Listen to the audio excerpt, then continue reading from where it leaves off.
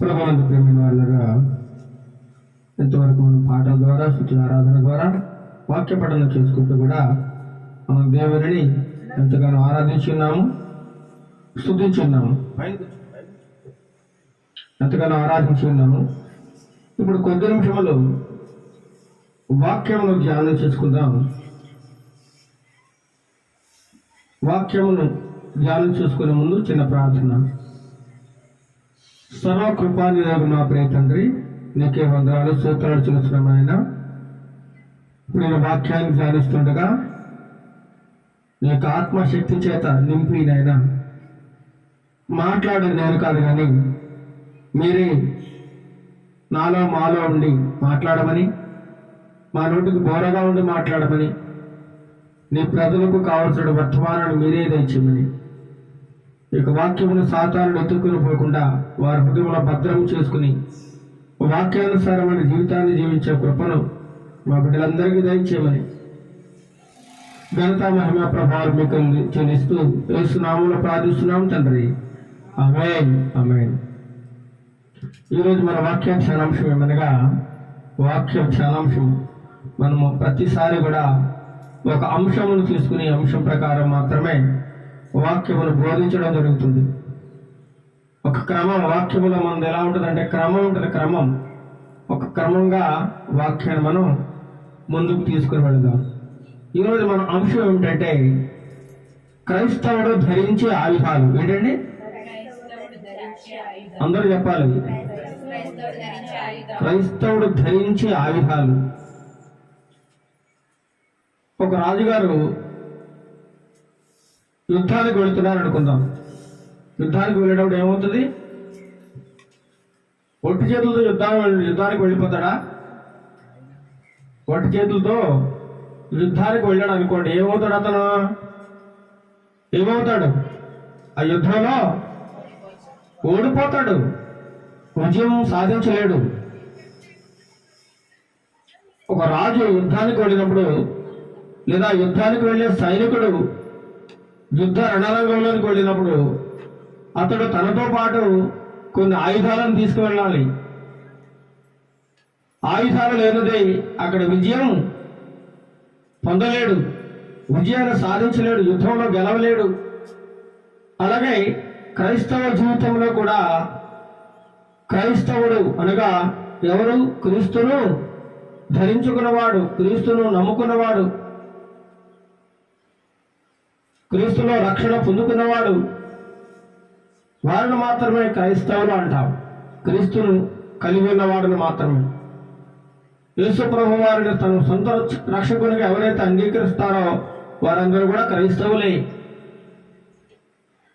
అయితే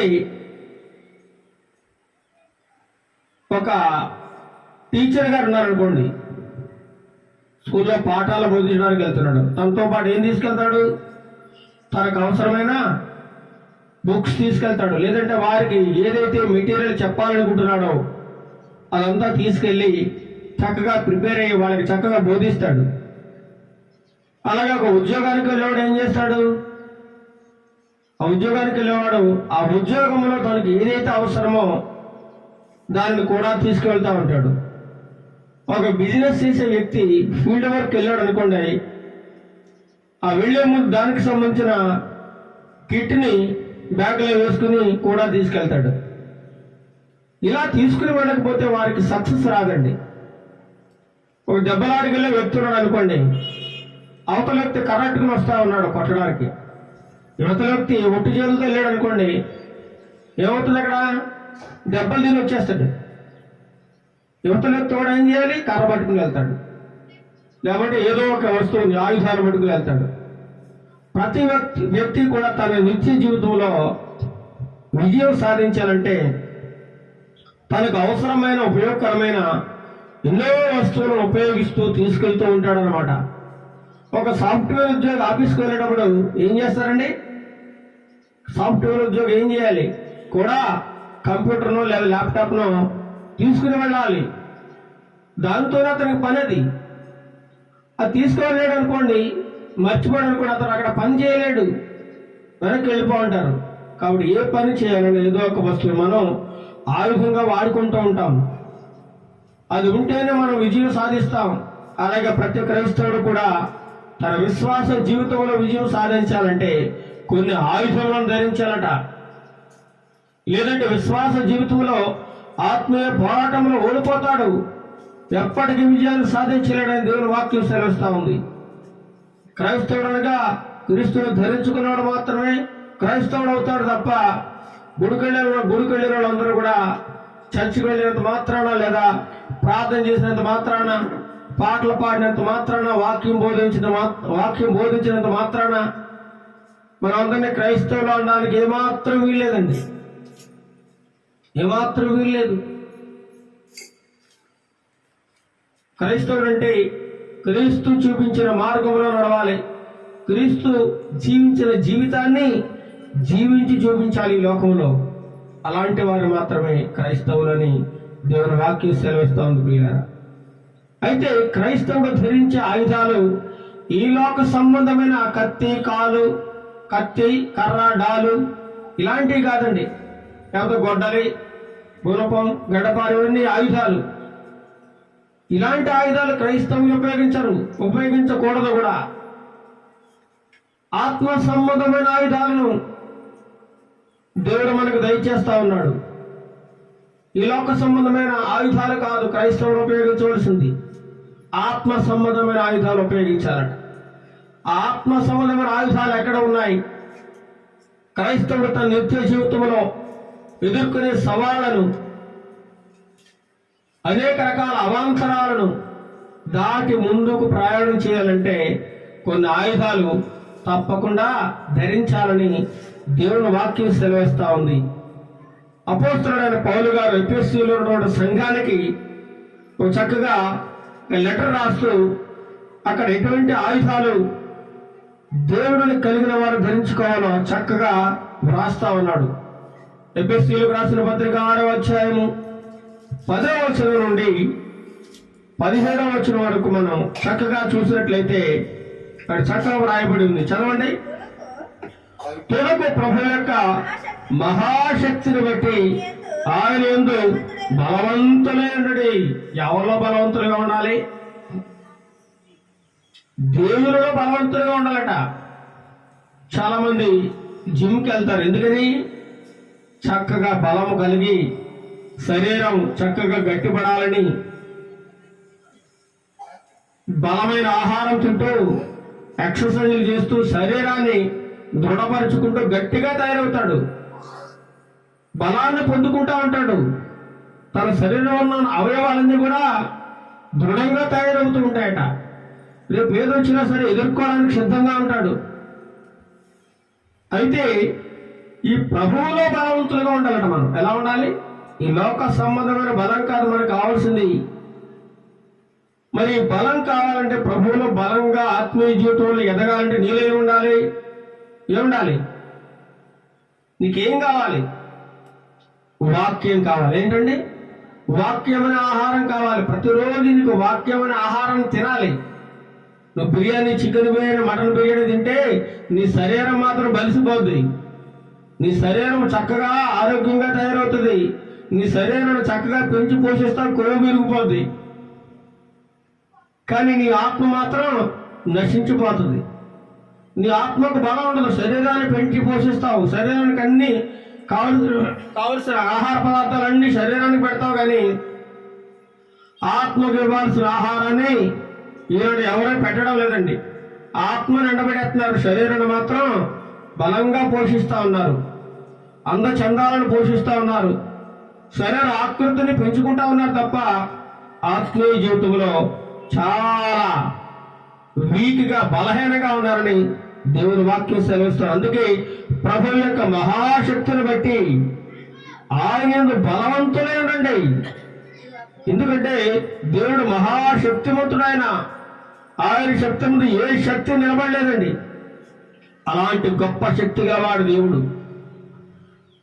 అందుకని ఆయనలోనే బలం కలిగి ఉండాలి తప్ప ఈ లోక సంబంధమైన బలము దెబ్బలాట్లకే, లేకపోతే గొడవలకే, నువ్వు బాగా బలంగా ఉన్నావు అనుకోండి, ఒక 2-3 కొట్టగలవేమో, లేదు 10 మందిని కొట్టగలం. ఉపయోగం ఏముంది? ఉపయోగం ఏమి లేదు కదా. దానిలో ఎటువంటి ప్రయోజనం లేదు. ఆ బలం ఎందుకు పనికిరానిది. కొంతకాలం నీకు ఆ బలం ఉంటుంది, తర్వాత నీకు వయసు పోయిన తర్వాత నువ్వు ఎవడో ఒకరి మీద ఆధారపడి జీవించాలి తప్ప ఆ బలం నీకు శాశ్వత కాలం ఉండదు. కొంతమంది బలాన్ని చూసి విరమిగుతూ ఉంటారు. నేను చాలా బలవంతుడిని, ధైర్యవంతుడిని, నా ముందు ఎవరో పని చేయలేడు, నేను ఎవరినైనా కొట్టగలను, ఎవరినైనా జయించగలను, ఎదిరించగలననే అహంకారము, గర్వం ఉంటుంది. సంసోను కూడా ఒకనాడు తన బలాన్ని చూసి గర్వించాడు. సంసోను, నేను చాలా బలవంతుడిని, నాకెవరో తిరుగులేరు అనుకున్నాడు. చివరికి ఏమైపోయాడు? నాశనమైపోయాడు. గొల్యాతు కూడా తన బలాన్ని, తన ఆ ఎత్తుని, తనకున్న శక్తిని చూసి గర్వించాడు. దావీదు చేత తల నరికించేసుకున్నాడు, ఒక చిన్న పిల్లాడి చేత. అలాగా ఈ లోక సంబంధమైన బలము దేవుని దృష్టిలో ఎందుకు పనికిరానిది. కాబట్టి మహాశక్తివంతుడైన దేవుని యందు మన బలవంతులుగా ఉండాలి. మీరు అపవాది తంత్రములను ఎదిరించుటకు శక్తివంతులగునట్లు దేవుడిచ్చు సర్వాంగ కవచమును ధరించుకొనుడి. మీరు అపవాది తంత్రములు, అపవాది అనగాడు సాతానుడండి. ఈ లోకాన్ని ఎవరు వెళ్తున్నారో తెలుసా? దేవుడు కాదు, వేయలేదు. ఎవరు? సాతానుడు పరిపాలన చేస్తా ఉన్నాడు. సాతానుడు, ఈ లోకమంతా కూడా సాతాను యొక్క చేతుల్లో ఉంది. సాతాను యొక్క హస్తాల్లో బందీకృతమై ఉన్నాం మనమందరం కూడా. సాతానుడి లోక రాజ్యాలను కూడా దేవునికే చూపించాడు. వాటి మహిమను చూపించి, నా కాళ్ళకు మొక్కు, ఈ లోక రాజ్యాలని నీకు ఇచ్చేస్తానని యేసయ్య వారిని సవాల్ చేశాడు. మరి నిన్ను నన్ను ఊరుకుంటాడా? నిన్ను నన్ను వదులుతాడా సాతానుడు? ఎక్కడా విడిచిపెట్టాడు వాడు. వాడికి ఎప్పుడు దొరుకుతావా, ఎప్పుడు పట్టుకుందాం, ఎప్పుడు నాశనం చేద్దామని ఎప్పుడు ప్రతిరోజు 24/7 మన పక్కనే ఉంటాడట కాచుకుని. ఎప్పుడు దొరుకుతాడో వాడు, ఎప్పుడు వేసేద్దామని. వాడి పనేది ఎవరు నాశనం చేద్దామా అని తిరుగుతూ ఉంటాడు. గర్జించి సింహంలో తిరుగుతూ ఉన్నాడట సాతానుడు. అందుచేతనే ఈ అపవాది తంత్రాన్ని ఎదిరించాడంటే, వాడిని ఎదుర్కోవాలంటే నీకు శక్తి కావాలి, నీకు బలం కావాలి. ఎదుటివాడు నేను కొట్టడానికి వస్తా ఉన్నాడు, నీకు బలం లేదు. అప్పుడేమవుతావు? ఎదుటివాడు వచ్చి నిన్ను 4 దెబ్బలేసి వెళ్ళిపోతాడంతే. ఎవడు బలం ఉంటే వాడే విజయం. నువ్వు దేవునిలో బలవంతుడుగా లేకపోతే, దేవుని యందు నువ్వు బలము కలిగి నిలబడలేకపోతే సాతానుడు వచ్చి నిన్ను ఓడించేస్తాడంతే. సాతానుడు ఒక దెబ్బ కొడితే నువ్వు కింద పడిపోతావు. వాడిని ఎదిరించే శక్తి నీకు ఉండదు. కాబట్టి సాతాను యొక్క తంత్రాలను ఎదిరించడానికి శక్తివంతులవ్వాలంటే మనం ఒకటి ధరించాలి, కొన్ని ఆయుధాలు ధరించాలి. ఏంటి ఆయుధాలంటే సర్వాంగ కవచం ధరించుకోవాలి. సర్వాంగ కవచం అంటే నడిగెత్తు నుండి అరికాల వరకు మొత్తం కప్పి ఉంచాలి నీ శరీరాన్ని, నీ శరీర అవయవాలన్నిటిని కూడా కాపాడే ఒక సర్వాంగ కవచం నువ్వు ధరించుకోవాలి. ఇలాగా మనం పోరాడేది శరీరంతో కాదు. శరీరం అంటే ఎవరు? రక్త మాంసములు గలవారు. ఈ లోకంలో ఉన్న వారితో కాదు పోరాడేది. ప్రధానులతోనూ అధికారులతోనూ ప్రస్తుత అంధకార సంబంధులకు లోకనాథులతోనూ ఆకాశ మండలముల దురాత్మల సమూహములతోనూ మనం పోరాడుతున్నాం. ఈ లోకంలో కూడా క్రైస్తవులు కూడా పోరాటం ఎదురైందండి. అనేక మంది క్రైస్తవులని హింస పెడతా ఉన్నారు, బాధ పెడతా ఉన్నారు, అవమానపరుస్తూ ఉన్నారు, హేళనగా మాట్లాడుతున్నారు. ఇదొక మతం అంటున్నారు, మత మార్పిడి అంటున్నారు, సువార్తను అడ్డుకుంటా ఉన్నారు, చర్చలను ధ్వంసం చేస్తా ఉన్నారు. ఎంతగానో క్రైస్తవులను బాధ పెడతా ఉన్నారండి. క్రైస్తవ్యం అనేది ఒక మతము కాదు, ఇదొక మార్గము అని ఎంత చెప్పినా వారు వినడం లేదు. ఎందుకంటే వారికి ఎక్కడ వీరంతా క్రైస్తవులయ్యి ఇదంతా క్రీస్తు రాజ్యం అయిపోతుందో అని చెప్పి ఒక భయం పట్టుకుంది. భయము. దేవుడు మతం మార్చుకోమంటం లేదు ఎవరిని కూడా, నీ మనస్సు మార్చుకుంటున్నాడు. మనస్సు మార్చుకో చాలు, నీ బుద్ధి మార్చుకో, నీ అలవాట్లు మార్చుకుంటున్నాడు తప్ప నీ మతమో కులమో మారమని బైబిల్లో ఎక్కడా లేదండి. ఇది మతం మార్పిడి కాదు. ఇది మనసు మార్చుకో. త్రాగుబోతువా, త్రాగుడు మాని. వ్యభిచారమా, వ్యభిచారం మాని. దొంగవా, దొంగతనం మాని. దుర్మార్గముగా జీవిస్తున్నావా, దుర్మార్గమైన పనులన్నీ మానేని దేవుని వాక్యం చెప్తుంటే ఇది అనేక మందికి నచ్చడం లేదు. ఇది ఒక మతం మారుతున్నారు, కులం మారుతున్నారు, అలా చేస్తున్నారు, ఇలా చేస్తున్నారు అని అనేక మంది వాక్యం తెలియక, దేవుని ప్రేమను అర్థం చేసుకోలేక చాలా మంది మాట్లాడుతున్నారు. అయితే మనం పోరాడేది వీళ్ళతోనే పోరాడుతున్నాం. లోకంలో దేవుని వాక్యాన్ని అడ్డుకుంటా ఉన్నారు, దేవుని బిడ్డలను ఆటంకపరుస్తూ ఉన్నారు, అనేక శ్రమలకు, ఇబ్బందులకు గురి చేస్తూ ఉన్నారు. ఇలాంటి వారితో క్రైస్తవులకు చాలా శ్రమలు వస్తూ ఉన్నాయి, నొప్పి వస్తూ ఉంది. మరి ఇలాంటి వారితో మనం ఎదురుపడి ఎదిరించాలి. వీరి ముందు ధైర్యంగా నిలబడాలంటే నీలో ఏముండాలట? సర్వాంగ కవచం ధరించుకోవాలి. నువ్వు సాతానుడు వేసే అగ్ని బాణములు, అగ్ని లాంటి బాణాలు, భయంకరమైన బాణములు, భయంకరమైన ఆలోచనలతో నీ మీద పగబట్టి కుట్రతోటి నిన్ను ఎలాగైనా పడగొట్టాలని, నిన్ను ఎలాగైనా నాశనం చేయాలని, నీ ఆత్మీయ జీవితాన్ని పతనం చేయాలని ఎంతగానో సాతానుడు కంకణం కట్టుకున్నాడు. అనేక మందిని లెగ్గొడతా ఉన్నాడు. వారు అనేక సమూహాలు, గుంపులుగా దేవుని బిడ్డలను నాశనం చేయాలని ఈరోజు కొన్ని సంస్థలే తయారయ్యాయి, కొన్ని సంస్థలు కూడా తయారైపోయాయండి. కాబట్టి ఇలాంటి వాళ్ళందరితో మనం పోరాటం చేయాలి. దేవుని వాక్యాన్ని సమాజంలో ధైర్యంగా ప్రకటించాలి. రాజ్యాంగబద్ధంగా మనం ముందుకు నడవాలి. మరి దానికి కొన్ని నిబంధనలు కూడా ఉన్నాయి. అలాంటి నిబంధనలు మనం అనుసరిస్తూ దేవుని వాక్యాన్ని ప్రకటించాలని అనేక మంది మనకు తెలియజేస్తా ఉన్నారు. మనం పోరాడేది ప్రస్తుత అంధకార సంబంధులకు, లోకానాథులట. అంధకారములో మునిగిపోయి ఉన్నారు, చీకటిలో, పాపములో. ఎక్కడ దేవుని నమ్ముకుంటేవన్నీ మానేయలోని అనేక మంది వాక్యాన్ని వినడం మానేశారండి. ఆ చర్చిలోకి వెళ్తే అచ్చేయదు, ఇచ్చేయదు, అలా ఉండదు, ఇలా ఉండదు, అంతే ఇదే చెప్తాడు సోది. అలా ఉండాలంటే మన వల్ల కాదు. తెల్లారులేస్తే నా ఇష్టం వచ్చినట్టు నేను బతకాలి. కానీ బైబిల్ ఏం చెప్తుంది? అలా కుదరదని చెబుతుంది. అందుచేత నాకు నచ్చదు అంటున్నారు చాలా మంది. అందుచేత నచ్చడం లేదు దేవుని యొక్క గ్రంథం.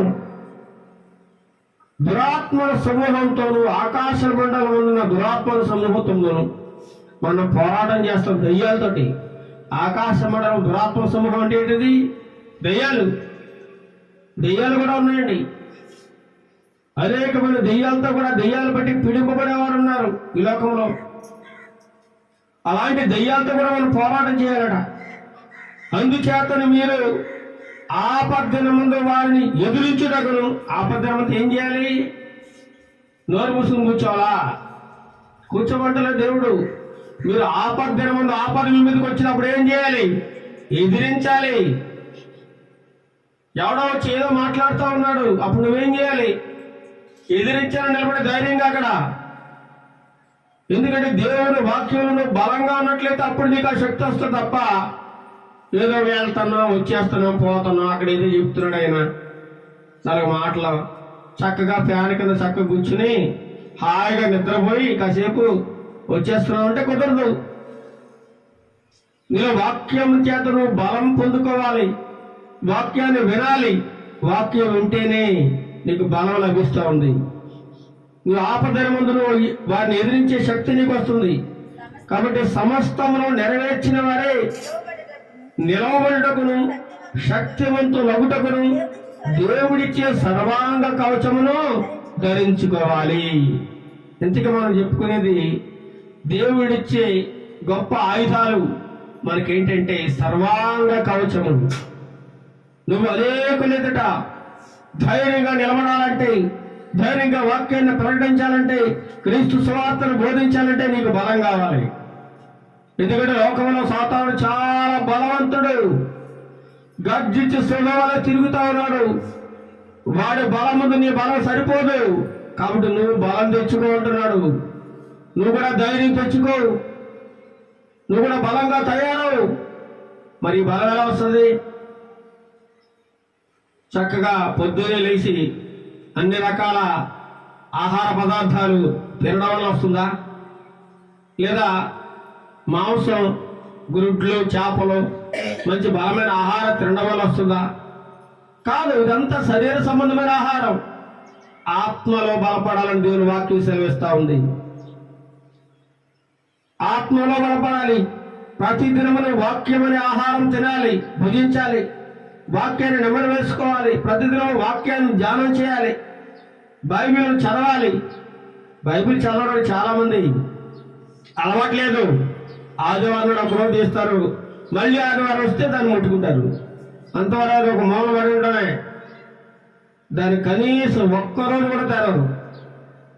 అందుకే ఈరోజు అనేక మంది వాక్యం చదవడం కూడా రావడం లేదండి. పెద్ద పెద్ద చదువులు చదువుకుంటారు. నేను అక్కడ హైదరాబాద్లో వాక్యం బోధించేటప్పుడు ఒక ఆయన చక్కగా బిఈడి చదువుకున్నాడు, ఎంఏ. కానీ బైబిల్ చదవడం రాదు. బైబిల్ చదవడం రాదండి. బైబిల్లో మాటలు చక్కగా స్పష్టంగా చదవలేకపోతా ఉన్నాడు. ఎందుకంటే చదవడానికి అతనికి రావడం లేదండి. ఇలా ఉన్నారు అనేక మంది. బైబిల్ వాక్యాన్ని ప్రతినిత్యము చదువుతూ ఉంటే నీలో బలము నానాటికి ప్రతిరోజు నువ్వులో బలము కలిగి ఆత్మీయంగా శక్తిని పొందుకునే అవకాశం దేవుడు నీకు ఇస్తాడు. కాబట్టి ఈ లోక సంబంధమైన ఆహారం పక్కన పెట్టి శరీరానికి కావాలి కాబట్టి తినాలి. మనం ఏదో బతకడానికి తినాలి తప్ప తినడానికే బతకూడదు. చాలా మంది తినడానికి మాత్రమే బతుకుతారు. అంతసేపు చేపలు తిందామా, గుడ్లు తిందామా, మటన్ తిందామా, చికెన్ తిందామా, నోటుకు రుచికరమైన ఆహారం ఏమించప్పుడు తినడమే ఇదే పని. వాడు పొద్దున్న లేచి సాయంత్రం వరకు తినడమే. వాడు ఎందుకు బతుకుతున్నాడు అంటే తినడానికే బతుకుతున్నాడు. అలా కాదట. నీ గొంతుకు నీవు తిండిపోతావని నీ గొంతుకు కత్తి పెట్టుకోవడం దేవుని వాక్యం. తిండిపోతుగా ఉండకూడదు. ఏదో బతకడానికి మాత్రం తినాలి. ఏదోటి బతకడానికి ఏదోటి తింటే సరిపోతుంది. పలానా చికెన్ బిర్యానీ తినాలి ప్రతిరోజు, లేదా మటన్ బిర్యానీ తినాలి, అది తింటేనే బలం వస్తుంది అని అనుకోవడానికి వీళ్ళు అది తిన్నా రోగం వస్తుంది, ఆసుపత్రి పాలవుతాం, హార్ట్ అటాక్ వస్తుంది. తర్వాత ఉపయోగం చెప్పండి? ఉపయోగం లేదు. కొవ్వు పెరిగిపోద్ది. ఈరోజు అనేక మంది చూసినట్లయితే చాలా చిన్న వయసులో కూడా గుండెపోటు వచ్చి చచ్చిపోతా ఉన్నారు. స్టంటులు వేయించుకుంటా ఉన్నారు. కిడ్నీలు ఫెయిల్ అయిపోతా ఉన్నాయి. లివర్ డ్యామేజ్ అయిపోతా ఉంది. దేవుడిచ్చిన మంచి అవయవాలను కూడా రకరకాల అడ్డమైన ఆహారం తినేసి, తాగేసి, పొగ త్రాగి, మందు తాగి, ఏమండి కైనీలు గుట్టకాలు తిని దేవుడిచ్చిన మంచి అవయవాలని సర్వనాశనం చేసుకునే వాళ్ళు ఎంతో మంది ఉన్నారు. ఆసుపత్రికి వెళ్తే కనబడుతుందండి. మనం వాళ్ళని చూస్తాం చక్కగా. ఏడవ నీ ప్రాబ్లం అంటే నాకు లివర్ పాడైపోయిందండి, నాకు గుండె దెబ్బ అయిపోయిందండి, నా కిడ్నీలు పోయాయండి, రకరకాల జబ్బులండి, రకరకాల. కారణం ఏంటంటే వారి ఇష్టం అదుపు ఉండదు. ఎంత తినాలో అంత దానికంటే ఎక్కువ తినేస్తూ ఉంటారు ఆహారం. ఇంకా మంచి కూర బాగుందంటే ఇంకా ఎక్కువ లాగిన్ చేస్తూ ఉంటాడు. కానీ దానివల్ల ప్రమాదం తప్ప ఉపయోగం లేదు. కానీ నువ్వు ఆత్మీయంగా బలపడాలంటే ఆత్మీయ ఆహారం ప్రతి దినము తింటూ ఉండాలి, భుజిస్తూ ఉండాలి. అదేంటంటే వాక్యం అనే ఆహారము. ప్రతిరోజు నువ్వు వాక్యాన్ని చదువుతూ ఉంటే నువ్వు ఆత్మ బలపడతా ఉంటది, ధైర్యంగా ఉంటావు, బలవంతుడుగా తయారవుతావని దేవుని వాక్యం సెలవిస్తూ ఉంటాడు. అయితే నువ్వు శక్తివంతులు అవ్వాలంటే దేవుడిచ్చినటువంటి సర్వాంగ కవచాన్ని నువ్వు ధరించుకోవాలి. ఏంటి ఆ సర్వాంగ కవచము? చూద్దాం ఇప్పుడు. 14వ వచనం చదవండి. ఎలాగనగా మీ నడుమునకు సత్యమును దట్టి కట్టుకుని. చూడండి, మొట్టమొదటి మాట. ఇందులో 6 ఉన్నాయి ఆయుధాలు. ఎన్ని ఉన్నాయి? 6 ఆయుధాలు కనబడతా ఉన్నాయి. క్రైస్తవులు ధరించాల్సిన ఆయుధాలు 6 ఉన్నాయండి. ఈ 6 ఆయుధాలు నువ్వు కానీ ధరించుకున్నావా, నువ్వు ఎటువంటి అపవాదినైనా సరే, ఎటువంటి అపవాది శక్తినైనా సరే, ఎటువంటి దుర్మార్గుడైనా సరే నువ్వు ఎదురించి ధైర్యంగా నిలబడగలవని దేవుని వాక్యం సెలవుస్తుంది. నా మాటలు ఏమాత్రం కాదు. ఈ ఆరింటిని మనం పరిశీలన చేసుకుందాం. ఏంటంటే మొట్టమొదటిది, ఎలాగనగా మీ నడుముకు సత్యమనే దట్టి కట్టుకోవాలట. ఏం దట్టి? సత్యమనే దట్టి. అసలు దట్టి అనగా అర్థం ఏంటి చెప్పండి? దట్టి అనగా మనం ధరించుకునే వస్త్రాలు, పై వస్త్రాలని కింది వస్త్రాలని గట్టిగా బిగించి జారిపోకుండా ఎగిరిపోకుండా నడుముకు చుట్టూ ధరించేదే ఒక దట్టి. సింపుల్గా మనం చెప్పాలంటే మన భాషలో బెల్ట్. ఏంటండి? బెల్ట్. చాలా మంది పురుషులు చక్కగా వస్త్రాలు ధరించుకుంటారు. Pant, jean pant, T shirt వేసుకుంటారు, షర్ట్ ధరిస్తారు. ఈ రెండింటిని చక్కగా బిగించి ఉంచేది ఏంటి చెప్పండి? బెల్ట్. బెల్ట్ పెట్టుకోమంటున్నాడు దేవుడు. మరి మనందరూ బెల్ట్ పెట్టుకున్నాం కదా. పురుషులందరూ కూడా బెల్ట్ ఈనాడు అనేక మంది స్త్రీలు కూడా పురుషుల్లాగే ప్యాంటు షర్ట్లు కూడా వేసుకుంటున్నారు. వారు కూడా బెల్ట్ పెట్టుకుంటున్నారు. చాలా మంచిది. అయితే క్రైస్తవులు ఎలా ఉండాలో కొన్ని నియమ నిబంధనలు బైబిల్లో చెప్పాడు దేవుడు. ఎలాంటి వస్త్రాలు వేసుకోవాలో కూడా దేవుడు చెప్పాడు. ఎలా పడితే అలా మనం రెడీ అయ్యి ఎలాంటి వస్త్రాలు ఉంటే అలాంటి వస్త్రాలు వేసుకోవడానికి కూడా నీకు పర్మిషన్ లేదు. నువ్వు చక్కగా టైట్ జీన్ ప్యాంట్లు, టైట్ టీ షర్ట్లు వేసుకుని తిరుగుతాను, నాకు నచ్చినట్టు నేను ఉంటానంటే నువ్వు క్రైస్తవురాలు కాదు. నీకు వాక్యం తెలియదని అర్థం. నువ్వు బైబిల్ చదవడం లేదు. నువ్వు బైబిల్ చదివితే నువ్వు అలా ఉండవు. నీ ఇష్టం వచ్చినట్లు నువ్వు ఉండవు. ఎలా ఉండాలో కూడా దైవగ్రంథం చెబుతా ఉంది. నువ్వు ఎలాంటి బట్టలు వేసుకోవాలో, ఎలా మాట్లాడాలో, ఎలా ఉండాలో ప్రతి ఒక్కటి చెబుతుందండి. మన ఇష్టం వచ్చినట్లు, మనకు నచ్చినట్లు ఉండడానికి ఏమాత్రం వీలేదని దైవగ్రంథం సెలవిస్తా ఉంది. కాబట్టి ఈ నడుముకి సత్యము అనే దట్టి కట్టుకోవాలట. ఏం దట్టి? సత్యము. దట్టి అనగా అప్పట్లో పై వస్త్రాలకి కింది వస్త్రాలకి చక్కగా బెల్ట్ కట్టుకుని దట్టి చుట్టూ నడుము చుట్టూ కట్టుకుని ఉండేవారు అనమాట. నడుము చుట్టూ ఉండేది. ఈ బట్టలు ఎగిరిపోకుండా చక్కగా కాపాడబడి ఉండేవి. యుద్ధంలో సైనికుడు, ప్రతి ఒక్క సైనికుడు కూడా తప్పనిసరిగా దట్టి కట్టుకుంటాడండి. లేకపోతే అతడు ధరించుకున్న వస్త్రాలు ఏమైపోతాయట? జారిపోతూ ఉంటాయి, ఎగిరిపోతూ ఉంటాయి అని చెప్పి ఎగ్గొట్టుకుంటా ఉంటారు. చాలా మంది కొంతమంది చూసే ఉంటారు మీరు. కొంతమంది ప్యాంటు జారిపోతూ ఉంటుంది. ప్యాంటు ఏమైపోతుంటుంది? కిందకి జారిపోతాడు, మళ్ళీ ఆయన చేస్తే ఎగ్గొట్టుకుంటాడు, మళ్ళీ పైకి ఎగ్గొట్టుకుంటాడు. అంచేపు అది జారిపోతుంటే ఎగ్గొట్టుకోవడం ఇదే పని. మరొక మంచి బెల్ట్ పెట్టుకోవచ్చు కదా. బెల్ట్ పెట్టుకుని టైట్గా పెట్టుకుంటే జారిపోదు కదా. బెల్ట్ పెట్టుకోడు. యుద్ధంలో సైనికుడు, ప్రతి ఒక్క సైనికుడు నడుముకి ఏం చేయాలంటే దట్టి కట్టుకోవాలి. లేదంటే అతడు ఆ యుద్ధంలో ఓడిపోయే అవకాశం ఉంది, ప్రమాదం ఉంది. బట్టల వల్ల ఈ ప్యాంటు జారిపోవచ్చు, చొక్కా ఎగిరిపోవచ్చు. అతనికి చాలా విజయానికి ఆటంకంగా ఉంటుందట. శత్రువును చంపడానికి, ఆ శత్రువును చంపే అవకాశం కూడా మనకు ఉండదు అని చెప్పి ప్యాంట్ ఎగ్గొట్టుకోవడం సరిపోద్ది, చొక్కా లోపల తోసుకోవడానికి సరిపోద్ది. అందుకే చూడండి, పోలీస్ డిపార్ట్మెంట్ వారు ఏం చేస్తారు? ఒక లెదర్ బెల్ట్ ఉంటుంది, అది చాలా గట్టిగా ఉంటుంది. ఎందుకంటే ఆ ప్యాంట్ ఆడ కింద నుంచి పట్టుకుని లాగినా రాదు, అంత టైట్గా పెడతారు. చాలా టైట్ ఉంటుంది. చాలా తోలుతో తయారు, లెదర్ తోలుతో చాలా గట్టిగా ఉంటుంది. కొన్ని సార్లు ఏం చేస్తారు? దొంగలు మాటలేదు అనుకోండి, ఆ బెల్ట్ తీసి 2 వేస్తారు. ఆ తగిలింది అనుకోండి, అడిగి వెంటనే దిమ్మ తిరిగిపోతాడు. ఆ బెల్ట్తో 2-3 దెబ్బలు తిరగడంటే ఇక నిజాన్ని చెప్పేస్తాడు. వెంటనే నిజాన్ని చెప్తాడు. నాకు తెలిసిన కొంతమంది స్నేహితులు చెప్పారు, ఆ బెల్ట్ దెబ్బ ఎలా ఉంటుందని చెప్పారు. చాలా గట్టిగానే ఉంటుందట.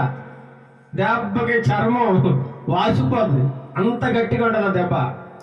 ఎందుకు ఆ బెల్ట్ వేసుకుంటారంటే వారికి అది సెక్యూరిటీ. నడుము గట్టిగా ఉంటుందట. నడుముకు దట్టి చాలా ఉపయోగకరమైనది. అందుచేతనే యేసు ప్రభు వారు అపోస్తలుడైన పౌలు గారి ద్వారా సెలవుస్తాను, క్రైస్తవుడైన వాడు దట్టి కట్టుకోవాలి. ఏంటి ఆ దట్టి అని మనం ఆలోచిస్తే సత్యము అనే దట్టి కట్టుకోవాలి. ఆయుధాలుగా ధరించాలి సత్యముని. మరి ఈనాడు సత్యం ఉందా? సత్యం ఉందంటారా? మనకి సత్యం ఉందా అంటే సత్యం లేదండి. సత్యాన్ని అమ్మేస్తున్నారు, డబ్బుకి అమ్మేసుకుంటున్నారు సత్యాన్ని. కోర్టులో కూడా డబ్బుకి అమ్ముడుపోయి దొంగ సాక్ష్యాలు చెబుతూ ఉన్నారు. దొంగ సాక్ష్యాలు అంటే అర్థం ఏంటి? సత్యాన్ని అమ్ముకుంటున్నారు. సత్యం లేదు, అసత్యానికి ఎక్కువ విలువ ఉంది. ఈరోజు దుర్మార్గానికి విలువ ఎక్కువ ఉంది. సత్యం పలికేవారు లేరు ఈ లోకంలో, చాలా తక్కువ. అందరూ సత్యవంతులైతే, అందరూ మంచోళ్ళైతే ఈ పోలీస్ స్టేషన్లు ఎందుకు, కోర్టులు ఎందుకు, న్యాయమూర్తులు ఎందుకు, ఈ లాయర్లు ఎందుకు చెప్పండి? వీళ్ళ అవసరం లేదు కదా. మనుషులు దుర్మార్గులు. మనుషుడు యొక్క ఊహ అంతా బాల్యము నుండి చెడ్డదంట. నేననే మాట కాదు, దేవుడు వాక్యం చెబుతుంది. మనుషులు పుట్టింది మొదలుకుంటే చచ్చేంత వరకు కూడా వారు ఆలోచించే విధానము, మాట్లాడే తీరు, వారి ఊహ కేవలం చెడ్డది చెడ్డది చెడ్డదని దేవుని వాక్యం చెబుతా ఉందండి. వాడు ఆలోచన అన్ని కూడా తప్పుడు ఆలోచనలు. వాడి చూపు చెడ్డది, వారి మాటలు చెడ్డవి, వారి తలంపులు చెడ్డవి, వారి హృదయమే చెడ్డదని ఒక మాటలు తీసి పారేశాడు దేవుడు. సత్యం లేదు. ప్రతి మనిషి కూడా చిన్న అబద్ధం కూడా ఆడకుండా ఎవడన్నాడా? అవ్వలేడని ప్రతి ఒక్కడు కూడా ఏదో సమయంలో అబద్ధం ఆడతాడు. కొంతమంది అయితే అవసరాన్ని బట్టి ప్రతిరోజు అబద్ధం ఆడుతూనే ఉంటారు. అవసరం వచ్చినప్పుడల్లా వాళ్ళకి ఎప్పుడు అబద్ధం ఆడాలంటే అప్పుడు అబద్ధం ఆడేస్తారు. అబద్ధాన్ని ఉపయోగించుకుంటూ ఉంటారు. సత్యం అందుచేత ఈనాడు మనుషులకు సత్యం అనేది చాలా దూరంలో ఉందట. చాలా దూరంలో ఉంది. సత్యం లేదు. కాబట్టి దేవుడు అంటున్నాడు ఉదయకాల సమయంలో, సత్యమును నీ నడుముకు గట్టిగా కట్టుకో. సత్యం పలికే వాళ్ళు ఎవరు లేరు ఈ లోకంలో. మరి సత్యానికి కేరా పడ్డస్ ఎవరు తెలుసా? సత్యం అంటే యేసుక్రీస్తు ప్రభువారు. ఆయన సత్యవంతుడు, యథార్థవంతుడు, నీతివంతుడు. ఆయన ఎటువంటి పాపము లేదు. అంటే అందుకే అంటాడు ఆయన, నాలో పాపం ఉన్నదని మీరు ఎవరైనా స్థాపించగలరా అంటే, ఆనాడు ప్రజానీకం, శాస్త్రులు, పరిచయులు, మత ప్రబోధకులు ఎవరు కూడా నోరు మెదపలేదండి, సైలెంట్ అయిపోయారు. ఎందుకంటే ఆయనలో ఒక పాపం కూడా లేదు కదా. పాపము లేనివాడు ఆయన. దేవుని మాట అంటేనే సత్యమట. 2వ సమూయేలు కింద 7వ అధ్యాయం 28వ వచనంలో దేవుని మాట మాత్రమే సత్యమని అక్కడ ఉంది. దేవుడు మన అంతరంగంలో సత్యమును కోరుతా ఉన్నాడు. దేవుడు కృపా సత్యములతో నిండిన దేవుడిగా ఉన్నాడండి. అందుచేత సామెతల గ్రంథం 3:3లో దయను సత్యమును ఎన్నడను నిన్ను విడిచిపోనీయకము. దయా సత్యం కూడా నీలో ఉండాలి. ఎప్పుడు దాన్ని విడిచిపెట్టకూడదు. ఇంకా సామెతలు 23:23లో కనబడుతుంది, సత్యమును అమ్మివేయక కొని ఉంచుకోండి. సత్యాన్ని కొనుక్కోండి అంటున్నాడు. సత్యాన్ని అడవి కొనుక్కుంటాడా? అమ్మేస్తున్నారు డబ్బుకి. సత్యమును అమ్మివేయక కొని ఉంచుకొనుడే అంటున్నాడు. సత్యమును నడికట్టుగా కట్టుకోవాలట. యెషయా యెషయా భక్తుడు సత్యమును నడికట్టుగా ధరించుకోవాలి. యేసు ప్రభువు ఎందుకంటే సత్యవంతుడైన బోధకుడుగా మనకు కనబడుతున్నాడు. ఆయన ఆరాధించేవారు ఆత్మతోను సత్యంతోను మాత్రమే ఆరాధించాలి. సత్యం మనల్ని ఏం చేస్తుందండి? స్వతంత్రులనుగా చేస్తుంది. నువ్వు ఎప్పుడు సత్యం మాట్లాడుతున్నావు అంటే నువ్వెవరికి భయపడవు. నువ్వు యథార్థవంతుడైతే నీలో భయం ఉండదు, ధైర్యంగా ఉంటావు. సింహంలాగా ధైర్యంగా మాట్లాడతావు. నువ్వు తప్పు చేసినవాడు అయితే నిత్యము ఎవరో ఒకరికి భయపడుతూనే ఉండాలి. నువ్వు అబద్ధం ఒక్కసారి ఆడావా, దాన్ని కప్పుపుచ్చుకుని ప్రతిరోజు అబద్ధాలు ఆడుతూనే ఉండాలి. అదే నిజం చెప్పాలనుకోండి, ఆ రోజుతోనే అది తీరిపోద్ది. నీ మనసు ప్రశాంతంగా ఉంటుంది. ప్రశాంతంగా చూడండి, అబద్ధాలు చెప్పేవాడు వాడికి నిద్ర పట్టదండి. ప్రశాంతంగా ఉండలేడు. చాలా మంది చీటికి మటుకు అబద్ధాలు ఆడేస్తారు. మంచినీళ్ళు తాగినట్టు సింపుల్గా అబద్ధాలు ఆడేస్తారండి. ఉన్నది లేనట్టు చెప్పేస్తారు, లేనిది ఉన్నట్టు చెప్పేస్తారు. ఇలాంటి వారు దేవుడు కోరుకోవడం లేదు. ఇలాంటి వారు దేవునికి ఇష్టం లేదు. ఎలాంటి వారు కావాలి దేవునికి? సత్యమును నడుముకు గట్టిగా కట్టుకునేవారు కావాలట. సత్యమును నడుముకు గట్టిగా కట్టుకోవాలి, ధరించాలి. అప్పుడే నీ నడుము బలంగా ఉంటది, నీ నడుము జారిపోకుండా ఉంటది. నడుముకు బలం ఏంటంటే గట్టియే. ఆ వెన్ను అంతటా కూడా చక్కగా కలిపి ఉంచుతుంది, చాలా బలంగా ఉంటుందండి. నడుము బలంగా ఉంటుంది, సపోర్ట్గా ఉంటుంది. ఈ నడికట్టు పోయిందంటే నీ పట్టు పోయినట్లు అవుతుందట. నడికట్టుగానే పోయిందనుకోండి, నీ పట్టులేదు. అందుచేత నీ నడుముకు బెల్ట్ పెట్టుకోవాలి. ఏ బెల్ట్ అది? సత్యం అనే బెల్ట్ పెట్టుకోవాలి. అందుకే యేసుప్రభువు అంటారు, నేనే సత్యమును, నేనే మార్గమును, నేనే జీవమును అంటాడు. నేనే సత్యము. యేసుప్రభువు అంటేనే సత్యం. నేను సత్యమని చెబుతున్నాను కానీ అబద్ధాన్ని ఎప్పుడు చెప్పడం లేదంటున్నాడు యేసుప్రభువు వారు. ప్రేమ కలిగి సత్యం చెప్పాలట. రక్షణ పొంది సత్యమును గురించి అనుభవజ్ఞానం కలిగి ఉండాలని దేవుని వాక్యం సెలవుస్తోంది. ప్రియులారా, చాలా మంది సత్యములకు చెవిని పెట్టకుండా సత్యం చెబుతుంటే, యథార్థమైన వాక్యం చెబుతుంటే వారు వినరు. వారి చెవులు ఎక్కడికి వెళ్ళిపోతాయి? చెడు మాటలు, టీవీలో సీరియళ్ళు, సినిమాలు, డీజే పాటలు, కాబట్టి ఈ వీటికి మాత్రం చెవులు చక్కగా చెవుల్ని ఇచ్చేస్తారు. ఇలాంటి వారి చెవులు దురద చెవులు కావాలంటాడు దేవుడు. అందుకే అంటాడు, సత్యములకు చెవినియక కల్పనా కథల వైపు తిరుగు కాలము వచ్చును. కల్పనా కథలు వింటారు. ఈరోజు వాక్యం చెబుతుంటే సత్యమైన వాక్యము వారికి ఎక్కదో. కల్పనా కథలు, హాయిగా జోలపుచ్చే జోలపాటలు పాడాలి. జోలపాటలు మనకు రావు. ఎందుకంటే మేము నేర్చుకున్నది యథార్థమైన సత్యమైన వాక్యం, యథార్థమైన సేవకులకు నేర్చుకున్న వాక్యం ఇది. అందుకే జోలపాట పాట మనకు రాదు. మనుషులకు నచ్చినట్లు మన వాక్యం చెప్పలేము, మనుషులు మెచ్చినట్లుగా మన వాక్యం చెప్పలేము. ఉన్నదో ఉన్నట్లు చెప్పాలి. కల్పనా కథల వైపు తిరగకూడదు, సత్యము చెప్పాలి. దేవుడే సత్యము, దేవుడి వాక్యమే సత్యము. కాబట్టి సత్యం అనే దట్టి మన నడుముకి ఏం చేయాలి? కట్టుకోవాలట. ఇదొక ఆయుధం. మొట్టమొదటి ఏంటంటే సత్యం అనే దట్టి. రెండవది చూద్దామా? నీతి అను మైమరువు. రెండవది నీతి అనే మైమరువు తొడుక్కోవాలట. మొదటిదేమో సత్యం అనే దట్టి కట్టుకోవాలి నీ నడుముకి. అంటే నువ్వు సత్యవంతుడిగా ఉండాలి. నీ ప్రాణం పోయి నీ నోట్లో అబద్ధం రాకూడదు.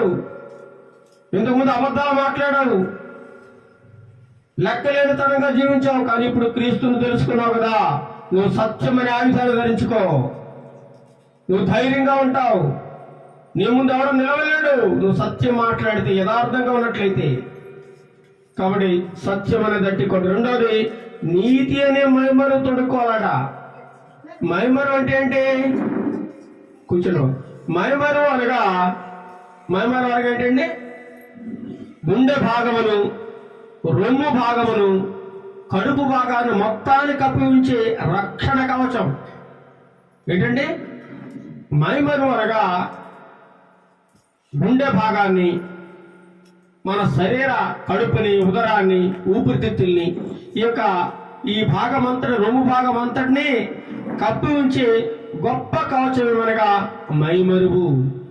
ఈ మైమరువు అనే దాన్ని ధరించుకున్నప్పుడు ఏమవుతుందంటే, శత్రువు అవతల పక్క నుంచి బాణాలు వేస్తూ ఉంటాడు.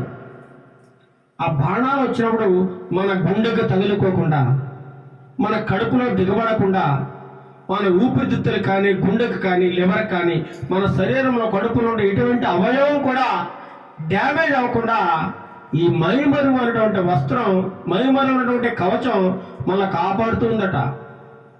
నీతి అనే మైమరువు తొడుక్కో. నీతి. ఎప్పుడైతే నీ యొక్క శరీర భాగాల్ని కాపాడడానికి మైమరువు అనే కవచాన్ని యుద్ధ రంగంలో సైనికుడు ధరిస్తాడో, అదే రకముగా నీవు నీతిని ధరించుకోమని వాక్యం సెలవుస్తా ఉన్నాడు. దేనండి? నీతిని ధరించుకోవాలి. యుద్ధ సమయంలో శత్రువు వేసే బాణాలని అడ్డుకోవడానికి, దాని నుంచి కాపాడబడ్డానికి దేవుడు నీకు నీతి అనే మయమరుని తొడుక్కోమంటున్నాడు. ఇది ఆత్మ సంబంధంగా వచ్చేది. శరీర సంబంధంగా లోకంలో మనుషులు మహిమలు ధరిస్తారు. అది శరీర సంబంధమైన ఆయుధాలు. అవి ఈ ఆత్మీయ సంబంధమైన ఆయుధాలు, నీ ఆత్మీయ జీవితమును కాపాడడానికి ధరించే ఆయుధాలు ఇవి. కాబట్టి నీతి అనే మహిమను తొడుక్కోవాలి. అప్పుడే క్రైస్తవుడు ఎలా ఉంటాడండి? నీతిమంతుడుగా తీర్చబడతాడు. ఈనాడు మనుషుల్లో చూసినట్లయితే నీతి అనేది ఎక్కడ లేకుండా పోయిందండి. నీతి కనిపించడం లేదు. అవినీతి రాజ్యం వెళ్తా ఉంది. ప్రతి ఒక్కరు అవినీతి, రాజకీయంలో అవినీతి, ఉద్యోగంలో అవినీతి, కుటుంబంలో అవినీతి, ఏమండి సోదరుల మధ్య అవినీతి, చిన్న చిన్న పనులు చేయాలంటే కూడా లంచాలు. నీతిగా ఉండేవారు చాలా బహు తక్కువ. మరి నీతిమంతుడు ఉన్నాడు. ఆయన ఒకే ఒకడు ఎవరండి? ఆయన యేసుక్రీస్తు ప్రభువారు. మనం కూడా దేవుడు నీతిమంతులుగా చేస్తానంటున్నాడు. ఎప్పుడు ఆయనలో నువ్వు రక్షణ పొంది నీ సమస్త పాపాలను విడిచిపెట్టి ఒప్పుకున్నట్లయితే నిన్ను కూడా నీతిమంతుల జాబితాలో చేరుస్తా ఉన్నాడు. నీతిమంతులు ఉన్నారు. అబ్రహాము ఉన్నాడు. అబ్రహాము నీతిమంతులుగా తీర్చబడ్డాడు.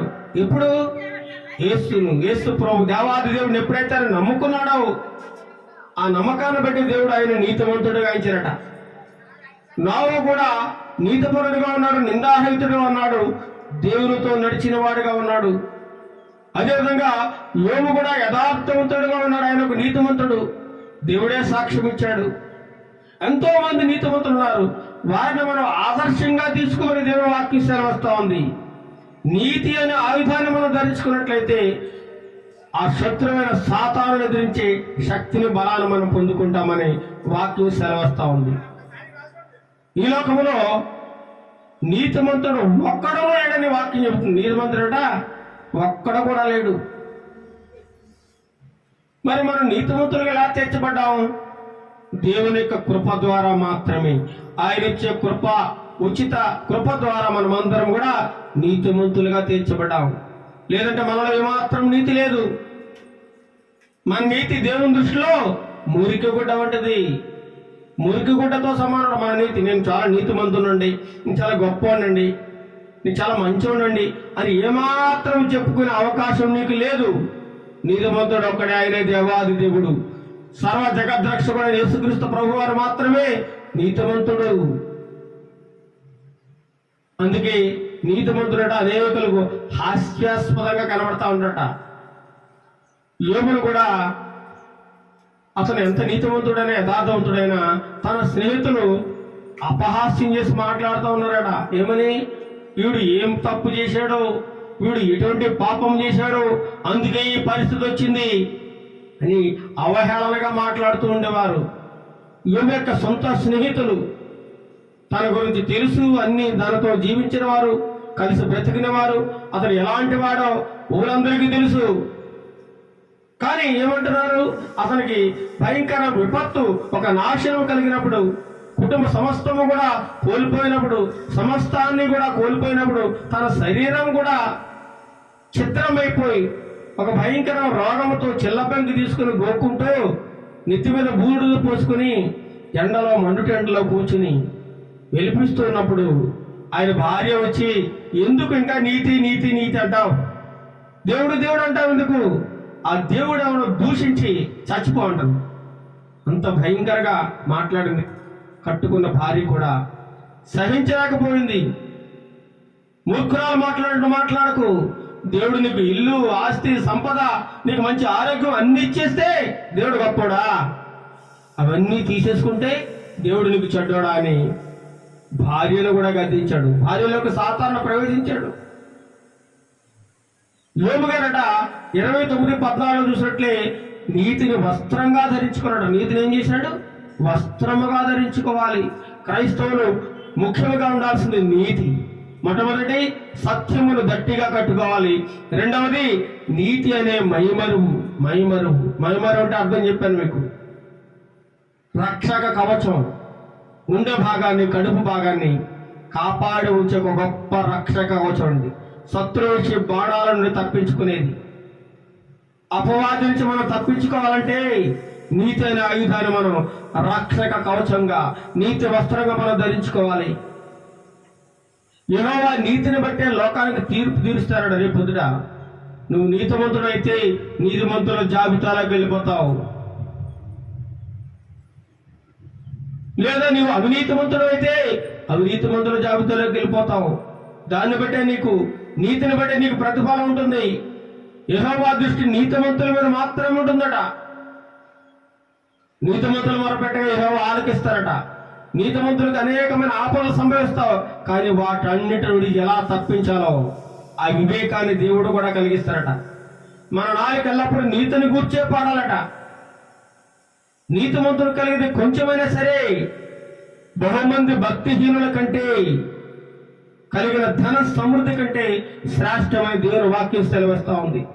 నీతిమంతులకు యెహోవాయే సంరక్షకుడు. నీతిమంతులట భూమిని స్వతంత్రించుకుంటారట. నీతిమంతులు ఆయన ఎన్నడూ కదలనీయుడు. ఇంకా చెప్పాలంటే నీతిమంతులు నిత్యము దేవుని యొక్క జ్ఞాపకంలో ఉంటారట. ఆయన ఎల్లప్పుడూ వారిని జ్ఞాపకం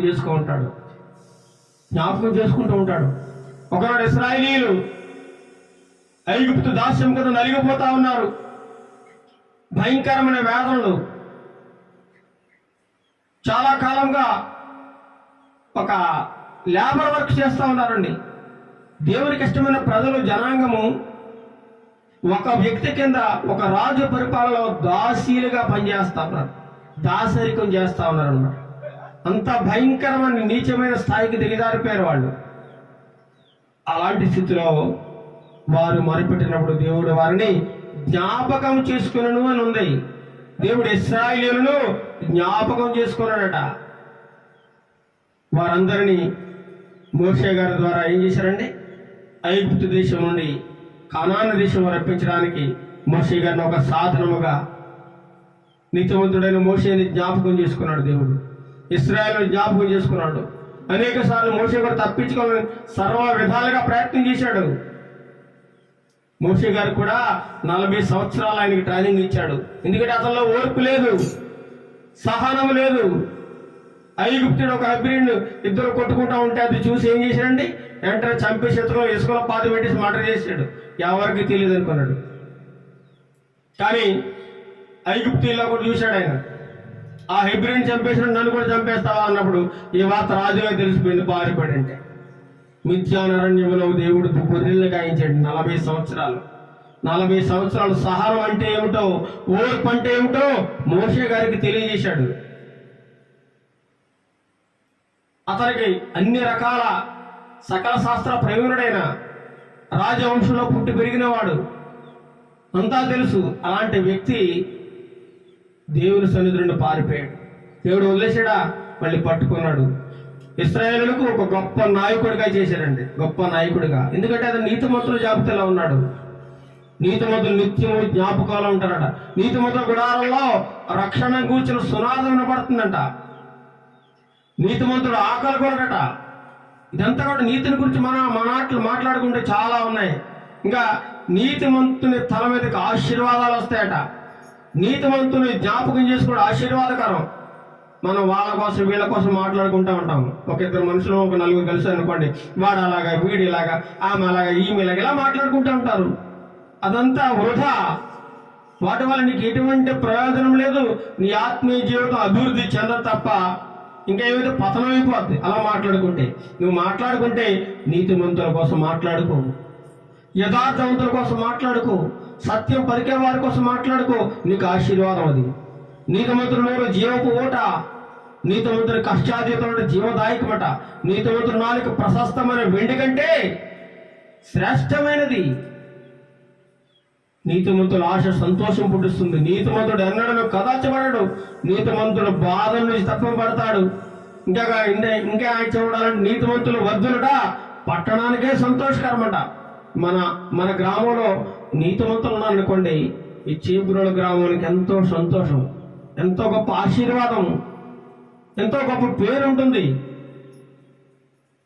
నీతిమంతుల కోరిక కూడా ఉత్తమమైనది. నీతిమంతులు భూమి మీద ప్రతిఫలం పొందుకుంటారట. నీతిమంతులకి ఏ ఆపదయు సంభవించదు. నీతి మార్గమునదు జీవము కలదు. నీతిమంతుడు ఆకలి తీరా భోజనం చేస్తారట. ఆకలి తీరా ఎప్పుడు కూడా పస్తులు పెట్టడు. అడవిలో సింహపు పిల్లలైనా ఆకలితో చచ్చిపోవచ్చేమో, కానీ నీతిమంతునికి ఆకలి రాదు. కడుపు నింపుతూనే ఉంటాడట.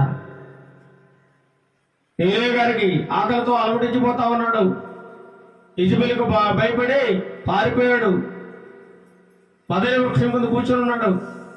ఏంటి నా పరిస్థితి, ఆహారం లేదు, కడుపు కాలిపోతుంది, నన్ను ఎందుకు ప్రభావ చంపే అన్నాడు.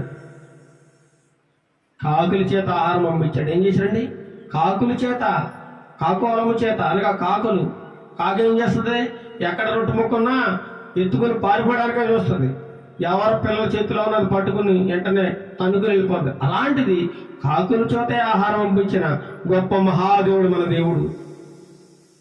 నీతిమంతులు ఉన్నటువంటి తండ్రికి అధికమైన సంతోషం. ఈనాడు చూసినట్లయితే తల్లిదండ్రులకి చాలా బాధ కలుగుతుంది. ఎందుకంటే ఆ పిల్లల్లో నీతి లేదు, యథార్థత లేదు, సత్యం లేదు. ఈ లోక సంబంధమైన లోకములో ఉనిగిపోయి చెడు సాంగత్యం చేసి వారికి నచ్చినట్లుగా జీవిస్తూ తల్లిదండ్రులు ఎంతో మందికి శోకాన్ని, బాధని, ఏడుపుని మిగిలిస్తూ ఉన్నారండి. చాలా మంది బాధపడుతున్నారు. కాబట్టి నీతి అనే మైమరుని ధరించుకోవాలి.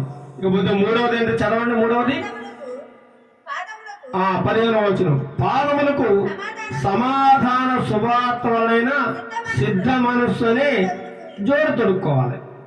పాదములకు, మన పాదాలకు మనం ఏం చేస్తాం? చెప్పులు వేసుకుంటాం, బూట్లు వేసుకుంటాం.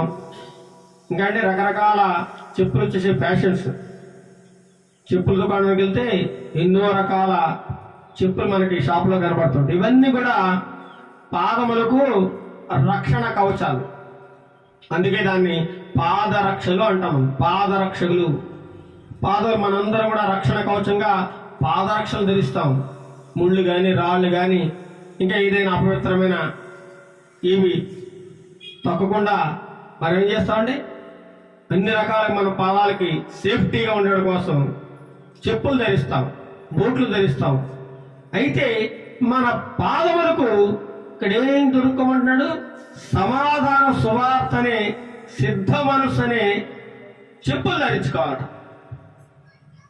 సమాధాన సువార్త, మన పాదములకు సమాధాన సువార్త అనే సిద్ధ మనస్సే చెప్పులు ధరించుకోవాలి. 1 పేతురు రాసిన పత్రిక 3వ అధ్యాయం 15వ వచనంలో కనబడుతుంది. నిర్మలమైన మనస్సాక్షి గల వారై మీలో ఉన్న నిరీక్షణను గూర్చి మిమ్మును హేతువడుగు ప్రతివానికిని సాత్వికముతోను భయముతోను సమాధానం చెప్పుటకు ఎల్లప్పుడూ సిద్ధంగా ఉండండి అంటున్నాడు. ఇంకా తర్వాత చూసినట్లయితే చదవండి. 1 పేతురు 3:15. నిర్మలమైన మనస్సాక్షి గలవారై మీలో ఉన్న నిరీక్షణను గుర్చి మిమ్మల్ని హేతువడుగు ప్రతివానికి సాత్వికముతోను భయముతోను సమాధానం చెప్పుటకు ఎల్లప్పుడూ సిద్ధంగా ఉండండి. మన సమాధానం ఎలా చెప్పాలట? కొంతమంది సమాధానం ఎలా ఉంటుందంటే చాలా గర్వం, అహంకారంగా చెప్తారండి సమాధానం. కానీ క్రైస్తవులు ఎలా చెప్పాలి తెలుసా? సాత్వికముతో, శాంతముతో చెప్పాలంట సమాధానం. శాంతముగా ఉండాలి. అవతలవాడు మనల్ని రెచ్చగొడతా ఉంటాడు, మనం రెచ్చిపోకూడదు. అవతలవాడు మనల్ని ఉద్రేకపరుస్తూ ఉంటాడు. అంటే ఉద్రేకం అంటే మనల్ని ఎలాగన్నా కోపం రప్పించేయాలని. ఒకరోజు యేసుప్రభువు వారు పట్టుకోవడానికి వచ్చిన సైనికులు, పేతురు చాలా దుడుకు స్వభావమైన వాడు, కోపం ఎక్కువ. ఏం చేశారండి? కత్తి తీసి ఆ మలుక్కునేవాడి చెవి తెగ నరికేశారట. కోపం, మా యేసుప్రభువు వారిని, మా రక్షకుడు, మా దేవుడిని మీరు పట్టుకోడానికి వస్తారా, బంధించడానికి వస్తారా అనే కోపంతో కత్తి తీసి దెబ్బకి మలుక్కునేటువంటి వారి చెవి నరికేశాడు. యేసుప్రభువు వారు చూశారు. పేతురు, నీ కత్తిని వాళ్ళ పెట్టు. కత్తి ఎవడైతే పట్టుకున్నాడో కత్తి చేత చచ్చిపోతాడు. నేను నా తండ్రిని వేడుకుంటే పరలోక సైన్య సమూహం శాన వచ్చేస్తుంది కదా, వీళ్ళందరూ ఒక్క మాట సెలవిస్తే బూడిదైపోతారు. అవునవరా? అయిపోతారు, భస్మం అయిపోతారు. ఒక్క మాట తండ్రి వీళ్ళందరినీ బూడి చేసేయి అంటే బూడిదైపోతారు, అంత శక్తిమంతుడు ఆయన. కానీ ఆయన ఎందుకు మాట్లాడలేదు? అలా పట్టుబడాలనేది దేవుని యొక్క చిత్తము, ఆయన సిలువ ఎక్కాలనేది దేవునికి చిత్తము, ఆయన మరణించాలనేది దేవునికి చిత్తం. అందుకోసమే కదా ఆయన ఈ లోకానికి వచ్చింది, అందుకోసమే అంటాడు. అందుకే తండ్రి ఈ బాధ, ఎందుకంటే చూడండి, ఒక వ్యక్తి ముందుగానే తనకి ఎటువంటి బాధ శిక్ష పడుతుందో ముందుగా చెప్పేసినప్పుడు ఎలా ఉంటుందా? నిద్ర పడుతుందా? నిద్ర పడదు. నిన్ను రేపు చిత్రవతలు పెట్టి చంపేస్తావని నిన్ను అన్నావు అనుకోండి ఒక వ్యక్తిని, ఆడికి ఆ రాత్రి నిద్రపడికి ఆడాత్రి చచ్చిపోతాడు, గుండె ఆగిపోతాడు. కానీ యేసుప్రభువు వారు తండ్రి ముందే అన్ని సెలవు ఇచ్చేసాడు. ఆ బాధ ఎలా ఉంటుందో, ఆ చిత్రాంశాలు ఎలా ఉంటాయి, ఇవన్నీ తలంచుకుని ప్రార్థనలో గడుపుతూ ఆయన ముందే నెమరు వేసుకుంటా ఉన్నాడు ఆ బాధని.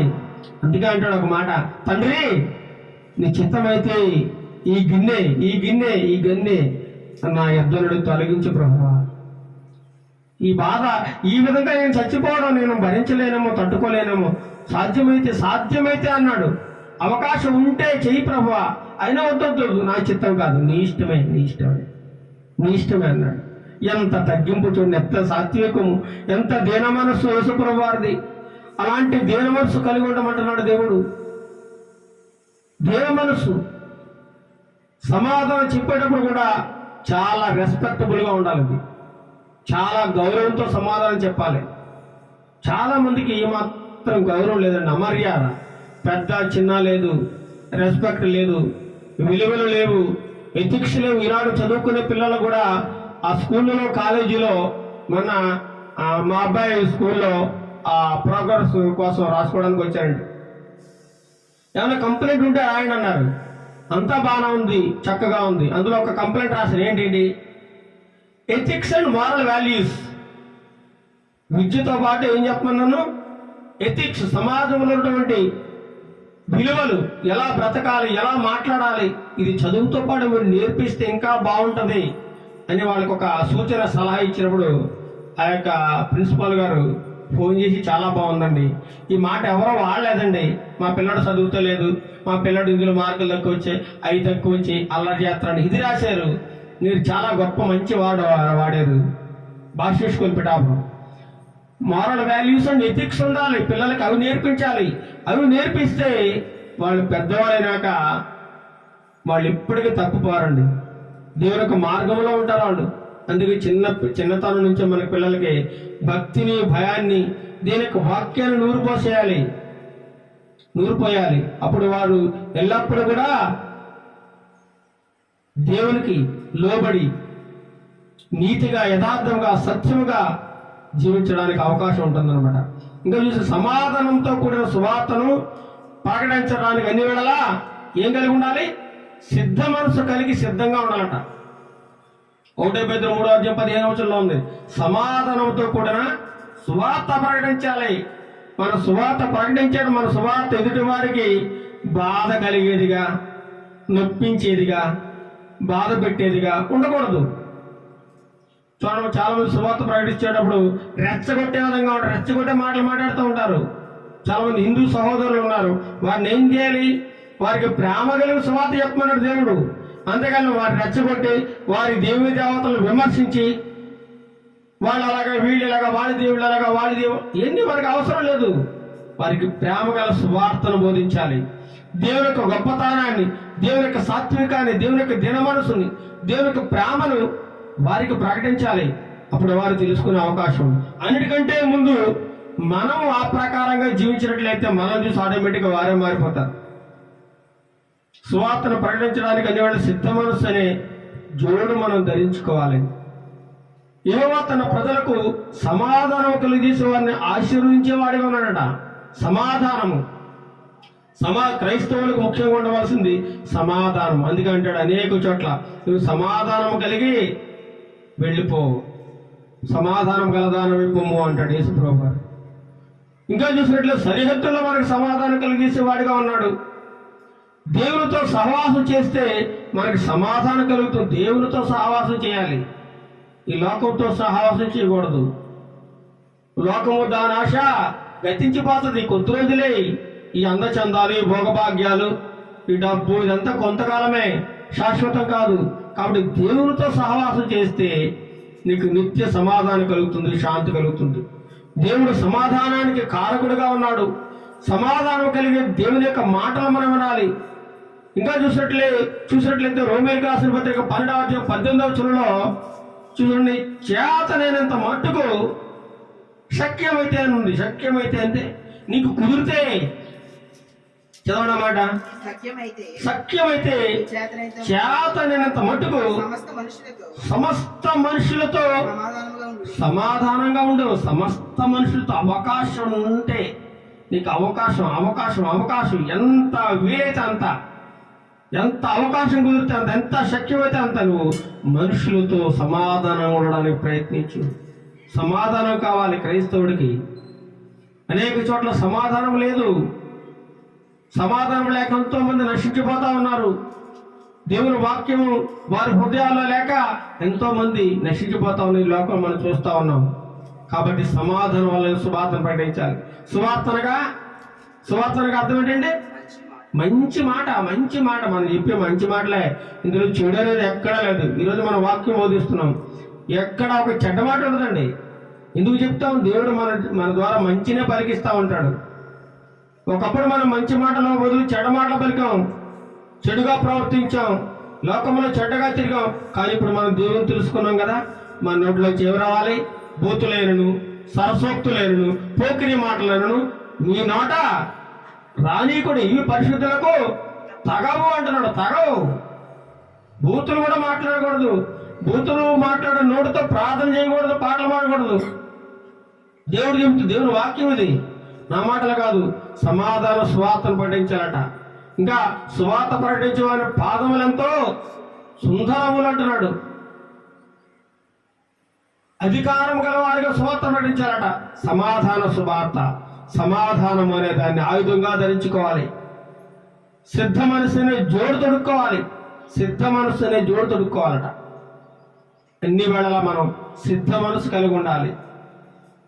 ప్రభువా, నువ్వు ఈ దీనులను కాపాడడానికి సిద్ధ మనసు కలిగిన దేవుడట యేసు ప్రభువారు.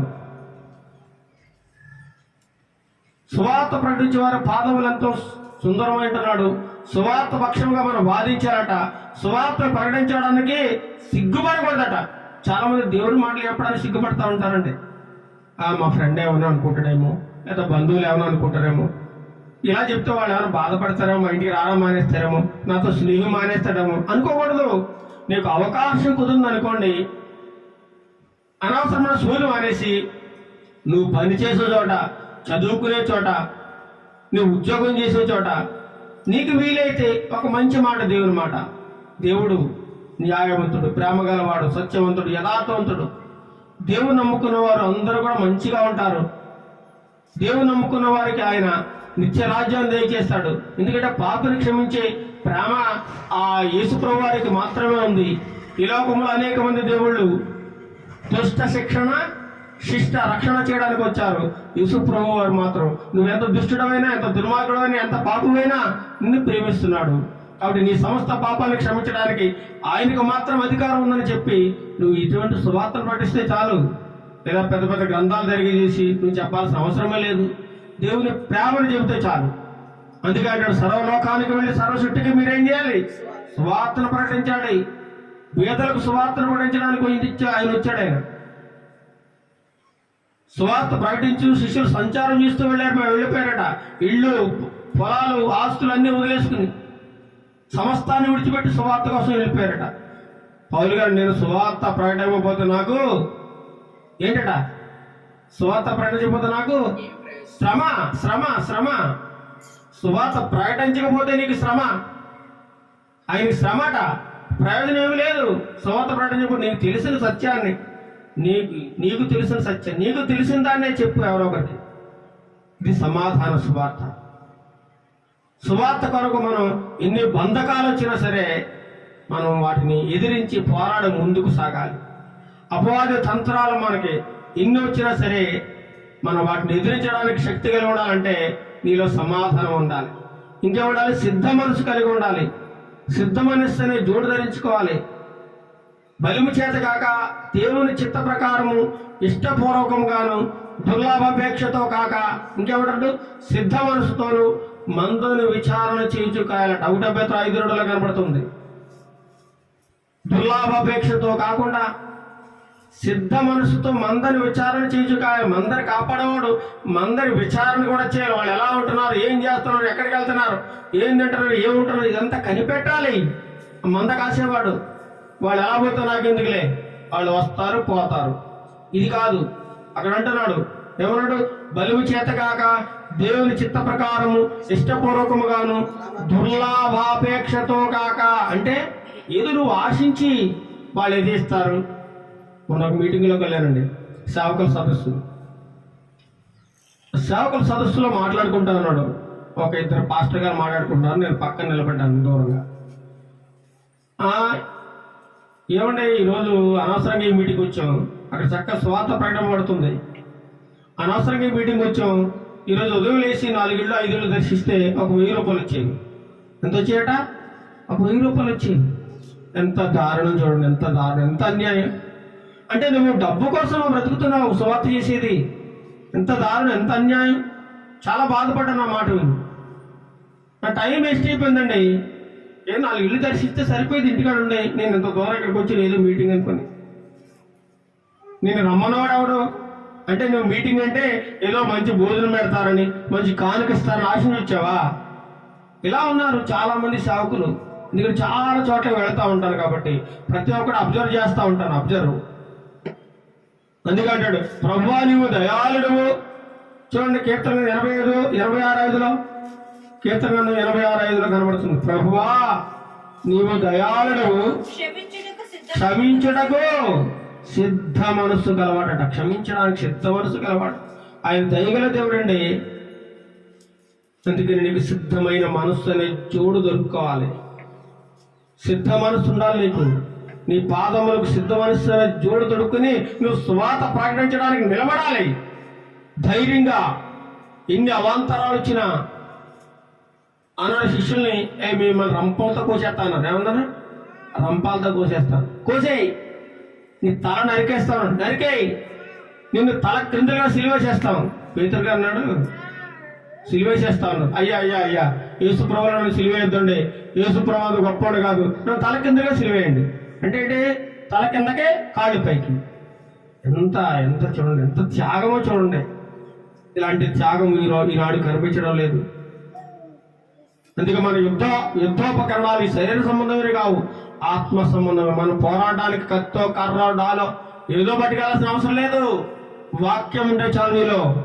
వాక్యం నీలో ఉంటే నీ ముందు ఎవడు నిలబడలేడు. పిలిపిలకు రాసిన పత్రిక 1:27 కనబడుతుంది. చదవండి. పిలిపి 1:27. నువ్వు ఎంత ధైర్యం వస్తుందో నీకు నీలో వాక్యం ఉంటే. పిలిపిలకు రాసిన 1:27.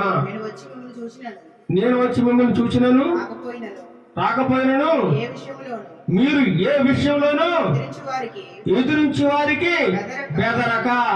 ఎదిరిస్తాడు నిన్ను. పక్క చెప్పమనే, నేను ఎవడు చెప్పమన్నా? ఇక్కడ మా ఏరియా వచ్చాయంటాయి, ఇక్కడేంటి మతబోధ చేస్తున్నావు, ఇక్కడేంటి పాటలు పాడుతున్నావు, మా వాళ్ళందరూ హిందువులు, ఇక్కడ చెప్పకూడదు, ఇలా రకరకాల మాటలు నిలబడతా ఉన్నా. ఎన్నో ఎదురవుతూ ఉంటాయి. అలాంటి వాటన్నిటిని కూడా ఎదిరించాలంటే నీలేముండాలి? బలమైన వాక్యం ఉండాలి. సిద్ధ మనస్సును జోడు తొడుక్కోవాలి. సమాధాన స్వార్థను ప్రకటించడానికి నువ్వు సిద్ధంగా నిలబడాలి. మీరు బెదరకూడదట. అలా మీరు బెదరకుండిన కింద చూడండి బాబు. 28వ వచనం. అందరూ ఒక్క భావముతోను విశ్వాస పక్షమున పోరాడుచు ఏక మనసు కలవారై నిలిచి ఉన్నారని నేను మిమ్మల్ని గూర్చి వినులాగున మీరు క్రీస్తు సువార్తకు తగినట్లుగా ప్రవర్తించాలి. ఇంకా మీరు అక్కడ ఒక మాట కనబడుతుంది 27లో కింద, మీరు బెదరకుండినలా మీకు వారికి నాశనం. మీరు బెదిరుకోకుండా ముందు నిలబడ్డారంటే వారికి నాశనం. ఎవడైతే నిన్ను బెదిరిస్తున్నాడో వాడికి నాశనం, నీకు రక్షణ. అలాంటి శిక్షలో నువ్వు పెరగాలి, అలాంటి క్రమంలో నువ్వు పెరగాలి. వాక్యం ధరించుకోవాలి. ఇకపోతే రెండవ మాట అయిపోయింది. మూడవ మాట చూసుకుందాం. నాలుగో మాట చూడండి. నాలుగో మాట చదవండి. ఎఫెసీయులకు రాసిన పత్రిక 6వ అధ్యాయము. ఇవన్నీ కాక విశ్వాసమును డాలు పట్టుకున్నాడు. ఇవన్నీ కాక ఏంటంటే డాలు, విశ్వాసమనే డాలు. డాలు అంటే అర్థం ఏంటి చెప్పండి? డాలు తెలుసా మీకు? డాలు ఎప్పుడైనా చూసారా? డాలు డాలు డాలు అనగా యుద్ధ రంగంలో అవతల నుంచి ఏదైనా కత్తి శ్రేస్తున్నాడు అనుకోండి, ఇలా పట్టుకుని అడ్డం పెడతా ఉంటారు. అడ్డం చూడండి, మనం పోలీసు పికెట్ ఏర్పాటు చేసినప్పుడు అక్కడ ఏమైనా అల్లాలు జరిగినాయి అనుకోండి, లాఠీ చార్జ్ చేస్తారు. అది పోలీసు వాళ్ళ చేతిలో ఒకటి ఉంటుంది, అంటే అడ్డంగా పెట్టుకోవడానికి ఒక కవచం. రాళ్ళు ఇసేసారు అనుకోండి, ఇది అడ్డం పెడతాడు. ఎవరైనా కర్రీసాడు అనుకో, ఇది అడ్డం పెడతాడు. మనకు అది ఒక రక్షణ కవచం అంట. ఏంటది? డాలు అనేది. అప్పట్లో ఎక్కువగా యుద్ధంలో సైనికులు దీన్ని విరివిగా వాడుతూ ఉండేవారు. ఇటువంటి ప్రమాదము జరగకుండా తలకు కానీ, కాళ్ళకి కానీ, చేతులకు కానీ ఎక్కడా కూడా ఎటువంటి దెబ్బ తగలకుండా అడ్డంగా పెట్టుకునేది రక్షణ కవచం. అది దాన్ని డాలు అంటారు. డాలు. ఈ సాతానుడు అనేకమైన బాణాలు మన మీద వేస్తా ఉంటాడు, రకరకాల అగ్ని బాణాలు. వీటన్నిటిని తిప్పుకొట్టాలంటే మనకి ఏముండాలట? విశ్వాసం ఉండాలి.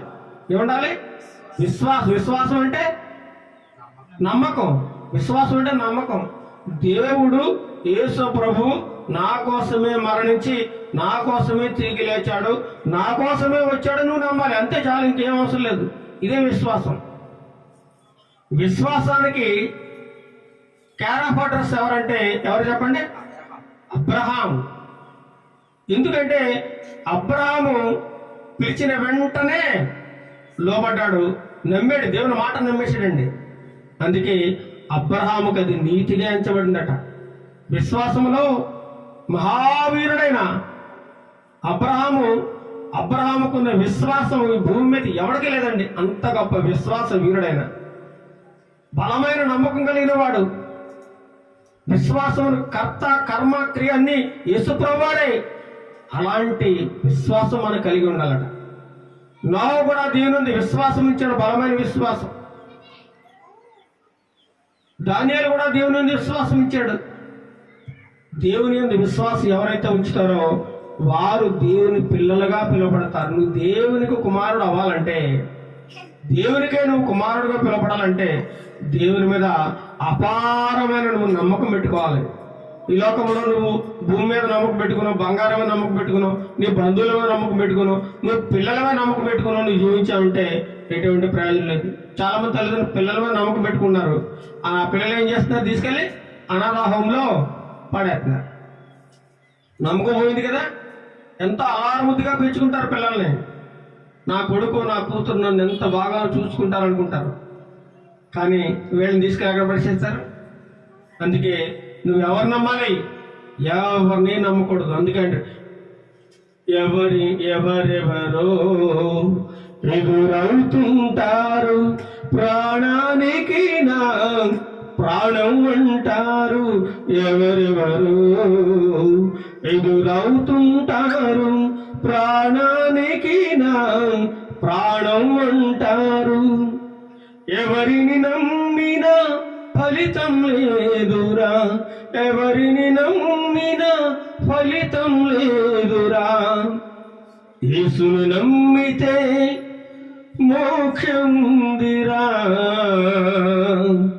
యేసును నమ్మితే మోక్షందిరా.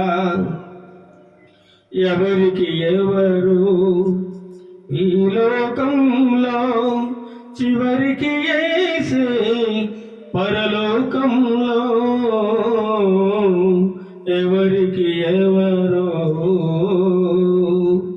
ఎవరు నమ్మిన ఫలితం లేదు. ఎవరు నిన్ను దరి చేర్చలేరు. దరి చేర్చేది ఒక యేసు ప్రభు వారు మాత్రమే. అలాంటి వాని మీద మాత్రమే మనం విశ్వాసం ఉంచాలి. దేవుడిలో విశ్వాసం ఉంచిన వరకట తీర్పు తీర్చబడదట. దేవుడు చెబుతున్నాడు అన్నమాట.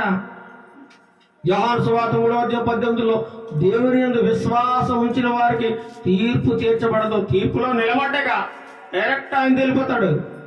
ఆయన రెండవ రాకడలో ఆయన రాకడ కొరకు ఎదురు చూస్తూ ఎవరైతే సిద్ధ మనసు కలిగి ఉంటారో వారు ఆయనతో వెళ్ళిపోతారు. ఇంకా ఆయనకు తీర్పు లేదు. అంతే, నా యందు విశ్వాసం ఉంచిన వాడు ఎన్నడూ కదాలించబడలు. కుమారుని యందు విశ్వాసం ఉంచేవాడే ఏంటి నిత్య జీవము గలవాడు. కుమారుని యందు విశ్వాసం ఉంచాలి. నా యందు విశ్వాసం ఉంచిన కడుపులో నుండి ఏం పారుతాయి? జీవజల నదులు. జీవజల నదులు, జీవజల నదులు పారుతాయట. అలాంటి విశ్వాసం ఉండాలి. దేవుడు అంటాడు, పునరుత్థానము జీవమును నేనే. నా యందు విశ్వాసం ఉంచేవాడు చనిపోయినను బ్రతుకుతాడు. చచ్చిపోయిన సరే నీకు విశ్వాసం ఉంటే బ్రతుకుతాడు. యేసునందు విశ్వాసం ఉంచితే నీవును నీ ఇంటి వారును రక్షణ పొందుతారు. యేసునందు విశ్వాసం ఉంచాలి. వింటి వారిని నీకు విశ్వాసం కలుగుతుంది. ఏం వినాలి? ఈ లోకములో మాటలు కాదు, ఈ లోకములో కలములు కబుర్లు కాదు వినడం. దేవుని గురించిన మాట వినాలి. అప్పుడు నీకు దేవుని మీద విశ్వాసం కలుగుతుంది. విశ్వాసం గలవారు దేవుని కుమారులుగా ఉంటారు. విశ్వాసం ద్వారా మాత్రం మనం రక్షింపబడతాం. విశ్వాసం బట్టి హేబెలు ఏం చేశాడు? కయ్యను కంటే శ్రేష్టమైన బలి అర్పించాడు. విశ్వాసాన్ని బట్టి హనోకు ఏం చేశాడు? మరణాన్ని రుచి చూడలేదు, చచ్చిపోలేదు. డైరెక్ట్ గా దేవుని తెలిపాడు. అగ్నిరథాల మీద వెళ్ళిపోయాడు ఆయన. డైరెక్ట్ గా విశ్వాసములకు పరీక్ష కలుగుతుంది. ఆ పరీక్షలను ఓర్పు కలిగి విజయం సాధించాలి. ప్రతి ఒక్కరి జీవితంలో కూడా విశ్వాస వీరులకి ఏం చేస్తాయండి? కష్టాలు, నష్టాలు, బాధలు, ఇబ్బందులు అన్నీ వస్తాయి. అబ్రాహాము కూడా విశ్వాసం పరీక్ష పెట్టాడు. దేవుడు ఏం చేశాడు? విజయం పొందుకున్నాడు. నీ కుమారుని లేక లేక లేక లేక వృద్ధాప్యంలో వయసు అంతా అయిపోయిన తర్వాత ఒక బంగారం లాంటి కొడుకునిస్తే ఆ కొడుకుతో ఎంతో అల్లారుముద్దుగా ఆడుకుంటూ ఎంతో సంతోషిస్తూ ఉన్న వేళ తన్మయత్వంలో మునిగిపోయాడు. అలాంటి సమయంలో అబ్రాహాము కుమారుడు నాకు బలర్పించేవా ఓ అదేంటి ప్రభా, ఏంటి ఇచ్చినట్టే ఇచ్చావు. మనం అయితే ఏమంటాం? ఏంటి ప్రభా నీ నిమ్మన్నవాడావడం, ఇచ్చినట్టే ఇచ్చావు, మళ్ళీ బలి ఇచ్చావని దేవుడు నీకు న్యాయమా? నువ్వెక్కడ న్యాయమైన దేవుడు? ఇది నీకేమైనా మంచిగా ఉందా, బుద్ధి ఉందా అని అడుగుతాం మనం. కానీ అబ్రాహాము ఏమన్నాడండి? అనేసి ఎవరికి చెప్పలేదు. సారాకి చెప్పలేదు, పని వాళ్ళకి చెప్పలేదు, కొడుకు కూడా తెలియదు, ఎవరికి తెలియదు. అంతా సిద్ధం చేసుకుని ఎక్కడికి వెళ్ళిపోయాడు? మోరియా పర్వతం మీద బలిర్పేజీ సిద్ధపడిపోయాడు. అంత గొప్ప విశ్వాసం అండి. చచ్చిపోతే కూడా చచ్చిపోతాడు అబ్రాహాము. అలాంటి నమ్మకమైన వాడు. మోషేని గురించి దేవుడు ఒక స్టేట్మెంట్ ఇస్తాడు. ఏంటి? మోషే నా ఇల్లంతటిలో నమ్మకమైన వాడు. నమ్మాలి. నమ్మితే దేవుని మహిమేంటో నువ్వు చూస్తావు. నమ్మాలి. ఉపవాస ప్రార్థనలో నువ్వు ఆయనతో మోర్ర పెట్టి నువ్వు ఆయనతో మాట్లాడినట్లయితే ఆయన మహిమేదో నువ్వు చూస్తావు. నీకు చేయాల్సిన కార్యం ఆయన చెప్పకుండా చేస్తాడు. విశ్వాసం లేకుండా నువ్వు దేవునికి ఇష్టంగా ఉండాలంటే అది ఏమాత్రం జరగని పని. విశ్వాసం లేకుండా నువ్వు ప్రభా ప్రభా ప్రభా అంటే హూ ఆర్ యు అంటాడు దేవుడు. ఏమంటాడు?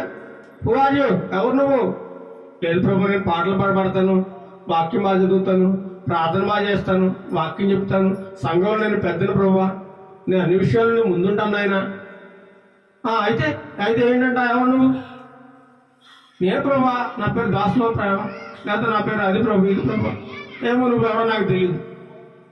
ఈసారి ఇంత భక్తి చేసి కూడా దేవుడి చేతులు ఇవ్వడమో నాకు తెలియదు అంటాడట. విశ్వాసం లేకపోతే నీవంతా ఎంత భక్తి చేసినా ఏం చేసినా వృధా. క్రియలు లేని విశ్వాసము మృతము అంటాడు.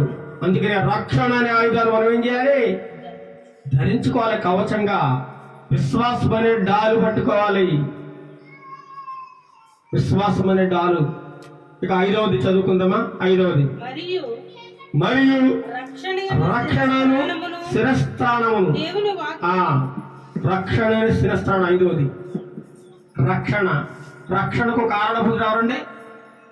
యేసు ప్రభువు అంటాడు, నేను పాపులను వెదకి రక్షించుటకు క్రీస్తు యేసు లోకములోనికి వచ్చాడు. ఆయన పని అది.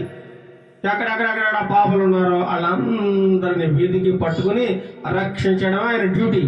ఎవరేసారు ఆ డ్యూటీ? తండ్రి అయిన దేవాది దేవుడు ఆయన ఒక బృహత్తరమైన ప్రణాళిక ద్వారా నీకు భూలోకాన్ని పంపించాడు. నీ పని ఇది.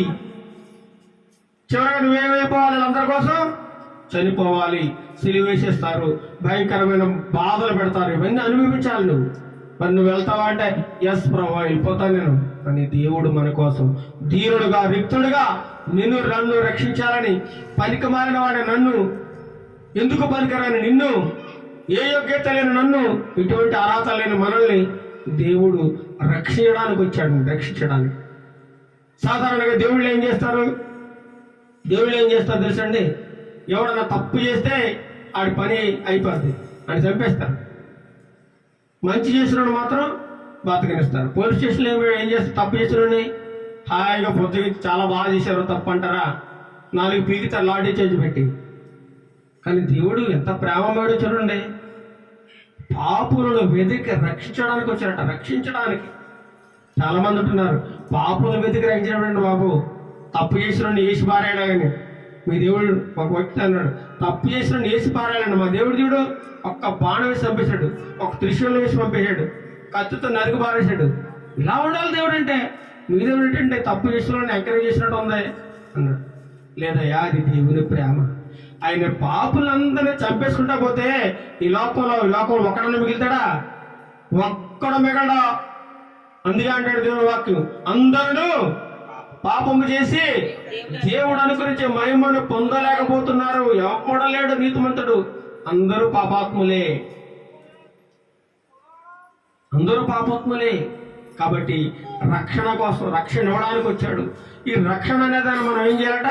శిరస్త్రాణంగా ధరించి. శిరస్త్రాణం అంటే షిర్ అనగా శిరస్సు, తలకు ఒక రక్షణ కవచము. స్త్రాణం అనగా కవచము, రక్షక కవచం కావాలి తలకి రక్షక కవచం ఎందుకు ఏమండి? తలకి దెబ్బ తగలకుండా. తలలో అతి ప్రాముఖ్యమైన భాగం ఏంటి? మెదడు. ఆ మెదడు కానీ దెబ్బలేని కూడా ఏమైపోద్ది? బ్రెయిన్ డెడ్ అయిపోద్ది. ఇంక చచ్చిపోయిన శవంతో సమానం, చచ్చిపోతాడు కూడా కొంతకాలానికి. ఎటువంటి ఉపయోగం లేదు. నీ తలకు రక్షణ కవచంగా ఉండాలి. దానిని శిరస్త్రాణం అంటారు. శిరస్త్రాణం అటువంటి ఆనాది కాలంలో యుద్ధంలో రాజులు, సైన్యము తలకు రక్షణ కవచంగా పెట్టుకునేవారు. గొలియాతు ఏనండి, 6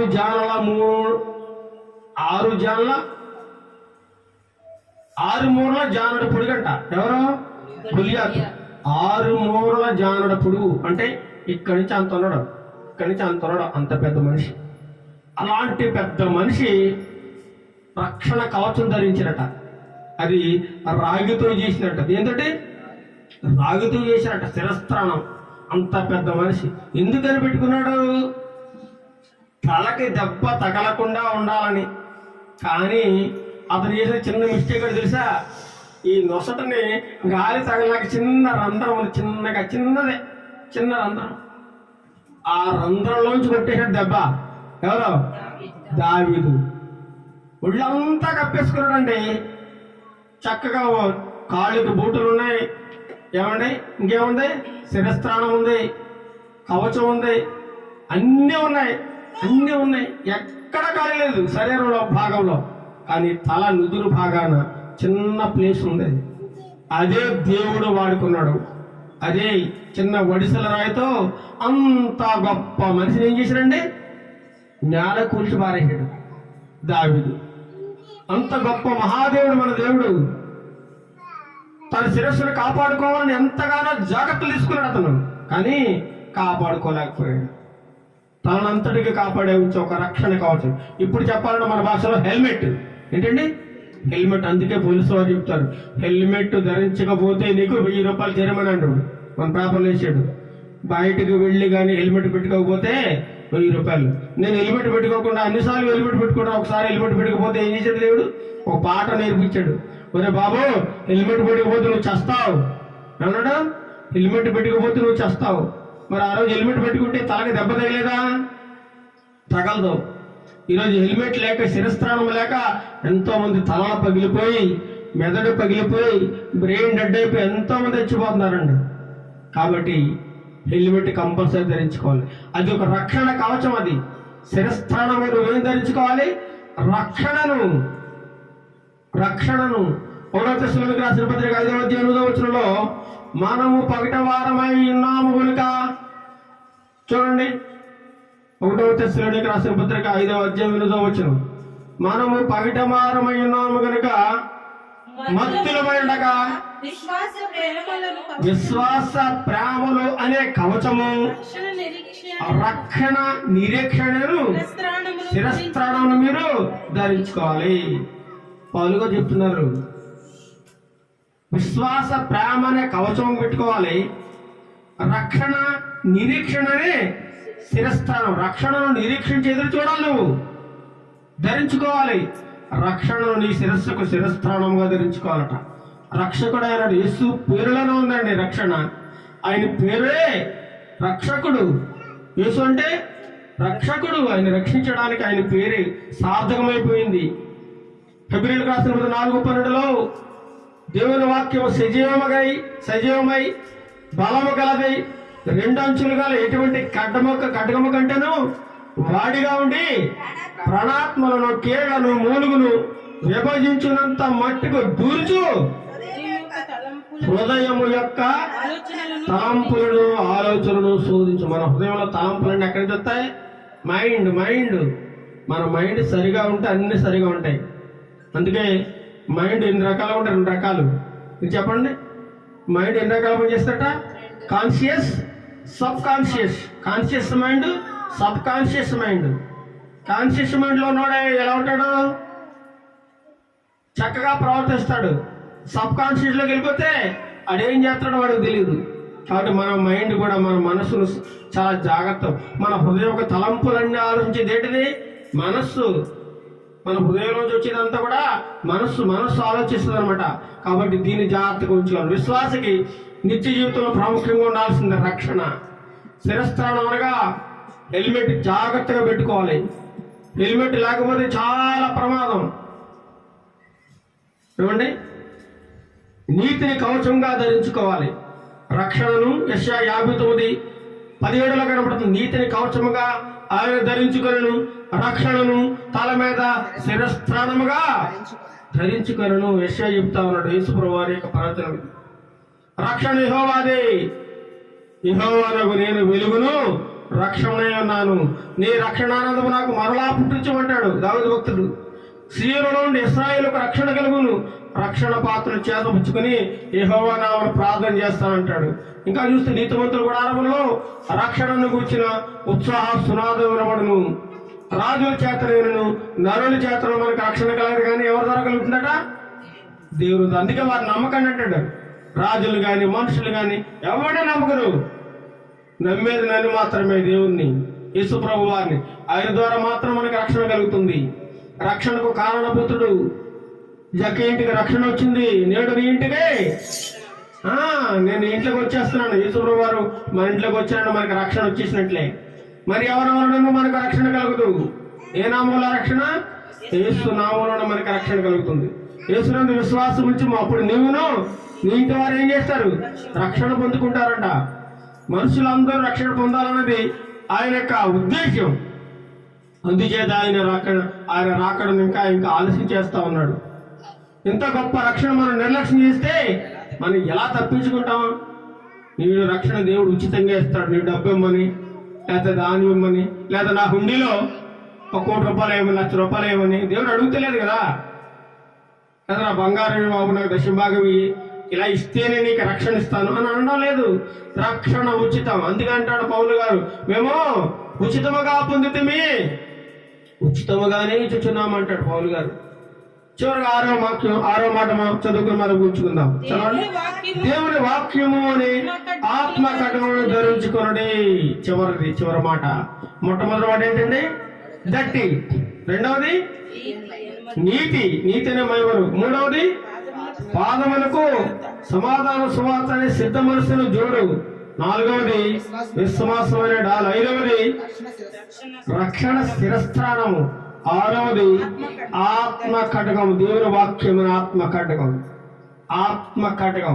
దేవుని వాక్యం కానీ నువ్వు బోధించావు అనుకోండి, మనుషుల హృదయాల్లోకి దూరిపోయి ఏం చేస్తుందట? ప్రాణాత్మలను, మూలుగును, ఎముకలను అన్ని కూడా మొత్తం చేసేస్తుంది అనమాట. లోపలకు దూరిపోద్ది వాక్యం.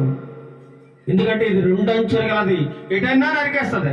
మన కత్తికి ఒకవైపు పదును ఉంటుంది, కానీ బైబిల్కి 2 వైపులా, అటు నుంచి అన్న ఇటు నుంచి అన్న 2 పక్కల నుంచి కొడతా దెబ్బ. ఒక్కోసారి వాక్యం చెబుతుంటే ఇక నా కోసమే చెప్పాడు అనుకుంటారు చాలామంది. ఏమనుకుంటారా? దేవుని వాక్యం చెప్పామనుకోండి, నన్ను దృష్టిలో పెట్టుకుని వాక్యం చెప్పాడు.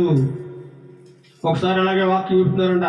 హైదరాబాద్లో ఒక సేవకుడు, గొప్ప దైవజనుడు, అందులో ఒక యవనస్తుడు వాక్యానికి వచ్చాడు, ఆరాధనకు వచ్చాడు, వాక్యం వింటా ఉన్నాడు. ఆ వాక్యం చెబుతున్నాడు దైవజనుడు. వాక్యం చెబుతుంటే ఈ వాక్యం అంతా ఈ అబ్బాయికి గుచ్చుకుంది. ఏ అబ్బాయికి? ఆ సంఘంలో వచ్చిన ఈ అబ్బాయి సంఘ విశ్వాసి, అతను చేసే తప్పుడు అలవాట్లు, తప్పుడు ప్రవర్తన, దానికి సంబంధించిన వాక్యం.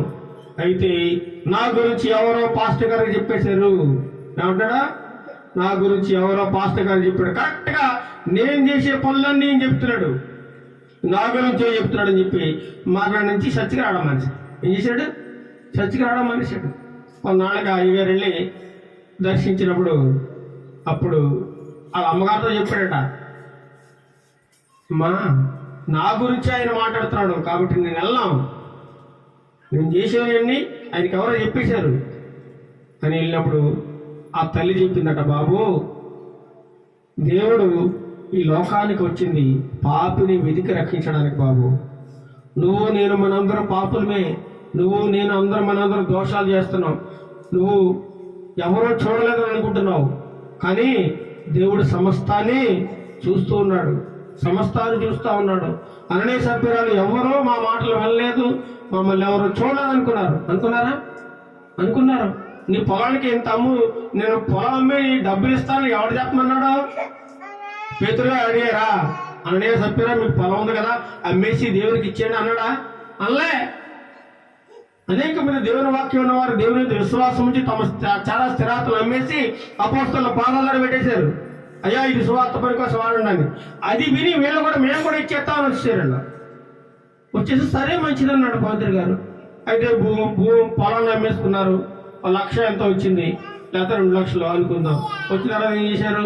భార్య అంటుంది, అయ్యా మన ఇద్దరు దేవుడికి ఇద్దాం అనుకున్నాం కదా, అయితే ఇది దేవుడికి మనం అనుకున్నాం కానీ పేతురు గారికి తెల్లదు కదా, ఏదో మనం మామూలుగా చెప్పాం ఇంత ఇస్తామని, అమ్మేసి ఇచ్చేద్దామని అనుకున్నాం, కానీ అమ్మేసి ఇచ్చేస్తే మనకు బ్రతుకుదరం ఏంటి, మనకు ఆదాయం ఎక్కడ ఉంది, కాబట్టి ఇందులో కొంచెం మనం సగం దాచుకుందాం, సగం ఇద్దాం అని ఇద్దరు ప్లాన్ వేసుకున్నారు. ఎవరికి తెలియదు అనుకున్నారు. కానీ ఇలాగా పరిశుద్ధాత్ముడు అక్కడ ఎవరికి చెప్పేశాడు? పేతురు గారికి చెప్పేశాడు. అంతా సినిమా కనబడతా ఉంది. ఇంట్లో ఏం మాట్లాడుకుంటున్నారో, ఏం ఆలోచించుకుంటున్నారో, ఎంత కమ్మారో, భార్య ఏమంటుందో, భర్త దానికి ఏమంటున్నాడు, ఇవంతా కూడా దేవుడు అక్కడ సినిమా చూపించేశాడు పేతురు గారికి. సరే మనిద్దరు కూడా ఒకే మాట మీద ఉందాం, ఒకే మాట మీద, భార్య భర్తలు ఒకటే మాట, ఇంకెవరికి తెలియదు, నీకు నాకు తప్ప ఇంకెవరికి తెలియదు అనుకున్నారు. అననే వెళ్ళాడు, అయ్యా మేము యథాప్రకారం మేము అనుకున్నా దేవుని కానుక ఇదిగోండి, పొలాన్ని అమ్మేసాం, ఈ కానుక తీసుకోండి అన్నాడు. అన్నయ్యా పొలాన్ని ఎంతగా అమ్మారా మీరు? 2 లక్షలకే అమ్ముకున్నారండి. 5 లక్షలు ఇంట్లో పెట్టుకుని 1,00,000 తెచ్చిచ్చాడు. ఎంతగా అమ్మారా మీరు? అవును ప్రభు, అవును అయ్య గారు ఎంతగా అమ్మాం, ఈ పొలం రేటు 1,00,000 రూపాయలు వచ్చింది, కాబట్టి ఇదిగో 1,00,000 కూడా ఏం ఉంచుకోకుండా మీకు ఇచ్చేస్తున్నాం అన్నాడు. ఏం ఉంచుకోకుండా మీకు ఇచ్చేస్తున్నాం? నిజమా? నిజమయ్యా. ఎందుకయ్యా నువ్వు నాతో కాదు, నువ్వు అబద్ధం ఆడతా, పరిశుద్ధాత్మని నువ్వు మోసగించావు, దేవుడితో నువ్వు అబద్ధం ఆడావు. ఎందుకు? నీ పొలం నీదే కదా, నేను ఎవడమ్మన్నాడు, ఆ డబ్బు నీదే కదా, నువ్వే ఉంచుకోవచ్చు కదా, దేవుడికి ఇస్తానని ఎందుకు నువ్వు మోసం చేసావు? ఎందుకు నీ నోటి మాట చేత తప్పు చేసావు? నీ హృదయంలోకి ఎందుకు సాతానికి అవకాశం కల్పించి సాతాను ఎందుకు నిన్ను ప్రేరేపించాడు అని అతన్ని మాట్లాడుతూ రద్దేస్తా ఉన్నాడు పేతురు గారు.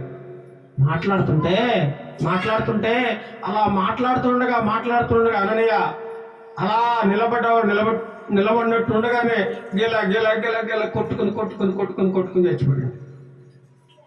అక్కడ శిష్యులు అందరూ చాలా మంది ఉన్నారు, అక్కడ చూస్తా ఉన్నారు. చూడండి, మనకి ఎవరు చూస్తా లేదు, ఎవరు నన్ను గమనించడం లేదు. నేను రహస్యంగా మాట్లాడుతూ ఉన్నాను, రహస్యంగా పాపం చేస్తా ఉన్నాను, నన్ను ఎవడో కనిపెట్టలేడు అని నువ్వు అనుకుంటే దేవుడు సమస్తాన్ని చూస్తున్నాడు. దేవుడు సమస్తాన్ని చూస్తా ఉన్నాడండి. ఆయన వాక్యం నుండి గమనిస్తా ఉంది. ఆయన వాక్యం నుండి తప్పించుకోలేవు. వాక్యం అనగా ఎవరు? దేవుడే. ఆ వాక్యం ఏం చేస్తుంది? నిన్ను ఏం చేస్తుంది? వాక్యం అనే ఆత్మ ఖడ్గాను మరి ధరించుకోవాలట. దేవుని వాక్యం అంటే దర్శనం ముందు ఎవరికి దర్శనం ఇచ్చింది? వాక్యం మొట్టమొదటిగా ఎవరు దర్శనండి? అబ్రహామును దర్శించిందట. అబ్రహామును దర్శించి దేవుని వాక్యం. దేవుని వాక్యం యథార్థమైంది, నమ్మకమైందట. యవనస్తులు దేని చేత తమ నడతను శుద్ధి చేసుకుంటారంటే దేన్ని బట్టి? దేవుని వాక్యాన్ని బట్టి. ఈరోజు యవనస్తులు విచ్చలవిడిగా తిరుగుతున్నారు. నాకు తెలిసిన విషయం, ఈ ఊర్లోనే చాలా మంది గంజాయి తాగుతున్నారట, మత్తు మందులకు అలవాటు పడ్డారట. తాగుడు, వ్యభిచారము, దొంగతనాలు, భయంకరమైన విగ్రహారాధన, వాళ్ళ ఇష్టం వచ్చినట్టు జల్సా. ఈ డబ్బులు లేక దొంగతనాలు కూడా చేయడం మొదలెట్టారట. వాళ్ళు ఏమి లేదు? దేవుని వాక్యం లేదు. నీలో వాక్యం ఉంటే నువ్వు ఇలాంటి పనులు చేయవు. అందుకే అంటున్నాడు. అందుకే యవనస్తులు కాపాడబడాలంటే, రక్షింపబడాలంటే దేవుని వాక్యం మీలో ఉండాలి. పాపం చేయకుండా నీ హృదయంలో వాక్యం ఉండాలి. అందుకే దావీదు భక్తుడు ఉంటాడు, అయ్యా ప్రభువా, నేను పాపం చేయకుండా నా హృదయంలో నీ వాక్యం పెట్టాయా అంటాడు. నీ వాక్యం పెట్టు. నీ వాక్యం నన్ను వెతికిస్తుంది. నా బాధలు ఇదే నాకు నెమ్మది కలిగించేది.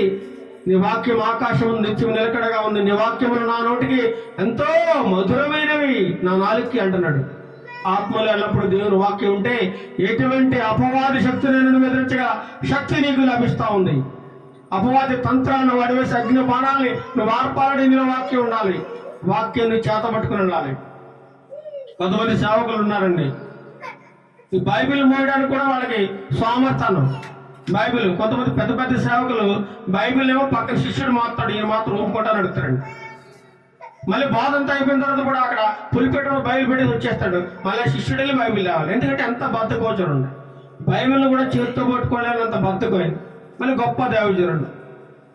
నీ వాక్యం నా పాదంలో దీపం అంటాడు. నీ వాక్యమును బట్టి నా అడుగులు స్థిరపరిచి అంటాడు.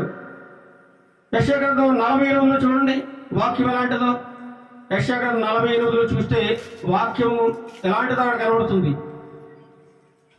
గడ్డి ఎండిపోవును, పువ్వు వాడిపోవును, మన దేవుని వాక్యము. యెషయా 48, యెషయా 48, 40వ వచనం. యెషయా గ్రంథం 40వ వచనం కనబడిందా?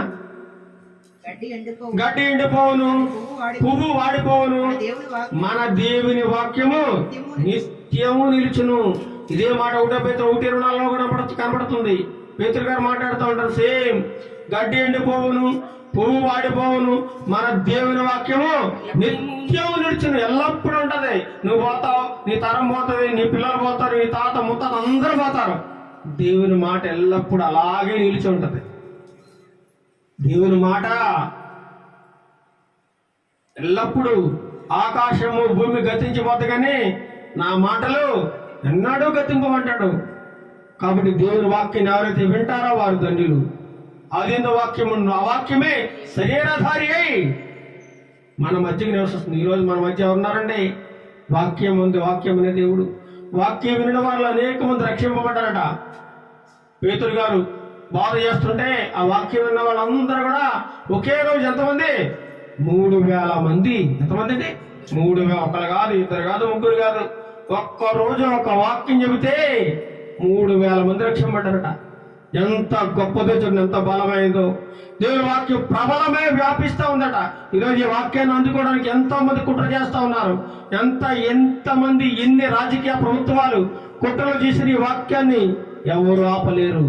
ఇది మహాశక్తి, ఇది దహించు అగ్ని ఉంది. కాబట్టి దీని జోలికి ఎవడొచ్చాడో వాడు మండిపోతాడు, మాడిపోతాడు, మసిపోతాడు.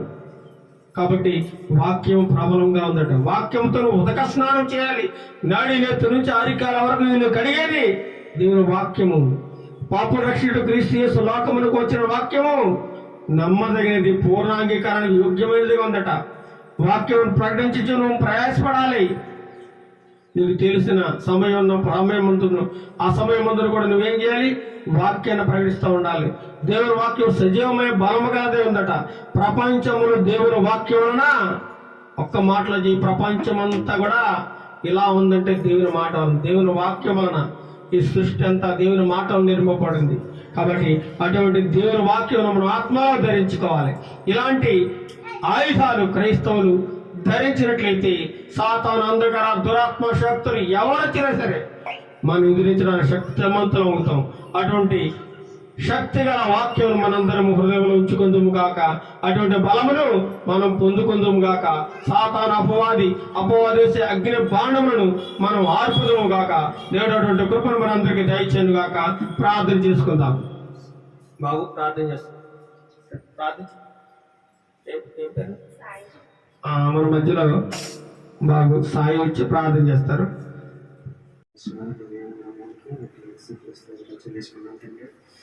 మాకు ఇచ్చిన దివ్యమైన సమయాన్ని బట్టి మీకు వందనాలు చెల్లించుకున్నప్పుడు ఉదయకాల దినాలు తండ్రి పునరుత్థాన దినాలు మీ యొక్క సన్నిధిలో వాడుకునే గొప్ప భాగ్యాన్ని తండ్రి మీరు మాకు తెలియజేసినందుకు మీకు వందనాలు స్థితిలో చెల్లించుకున్నాం తండ్రి. సండేస్ల ఆరాధనలో కూడా మనందరం వాడుకున్నాము. మనందరం మీ యొక్క ఆరాధనలో కూడా మీ యొక్క దివ్యమైన వాక్యం ద్వారా మాతో మాట్లాడినందుకు ప్రభు మీకు వందనాలు చెల్లించుకున్నాం. ప్రభు అవును తండ్రి, సత్యమైన తండ్రి ప్రభు మాకు నడుము మేము కట్టుకోవాలి తండ్రి. శిరస్త్రాన్ని మీ రక్షణ మేము ధరించుకోవాలి ప్రభు. అప్పుడే తండ్రి నన్ను ప్రభు మేము చేస్తున్న ప్రతిదీ తండ్రి నన్ను ప్రభు మేము ఏం చేస్తున్నామో తండ్రి ఎలా చేయాలో తండ్రి మాకు పరిశుద్ధాత్మ ద్వారా ఎల్లప్పుడూ బోధించే దేవుడు ప్రభు. నీకు వందనాలు.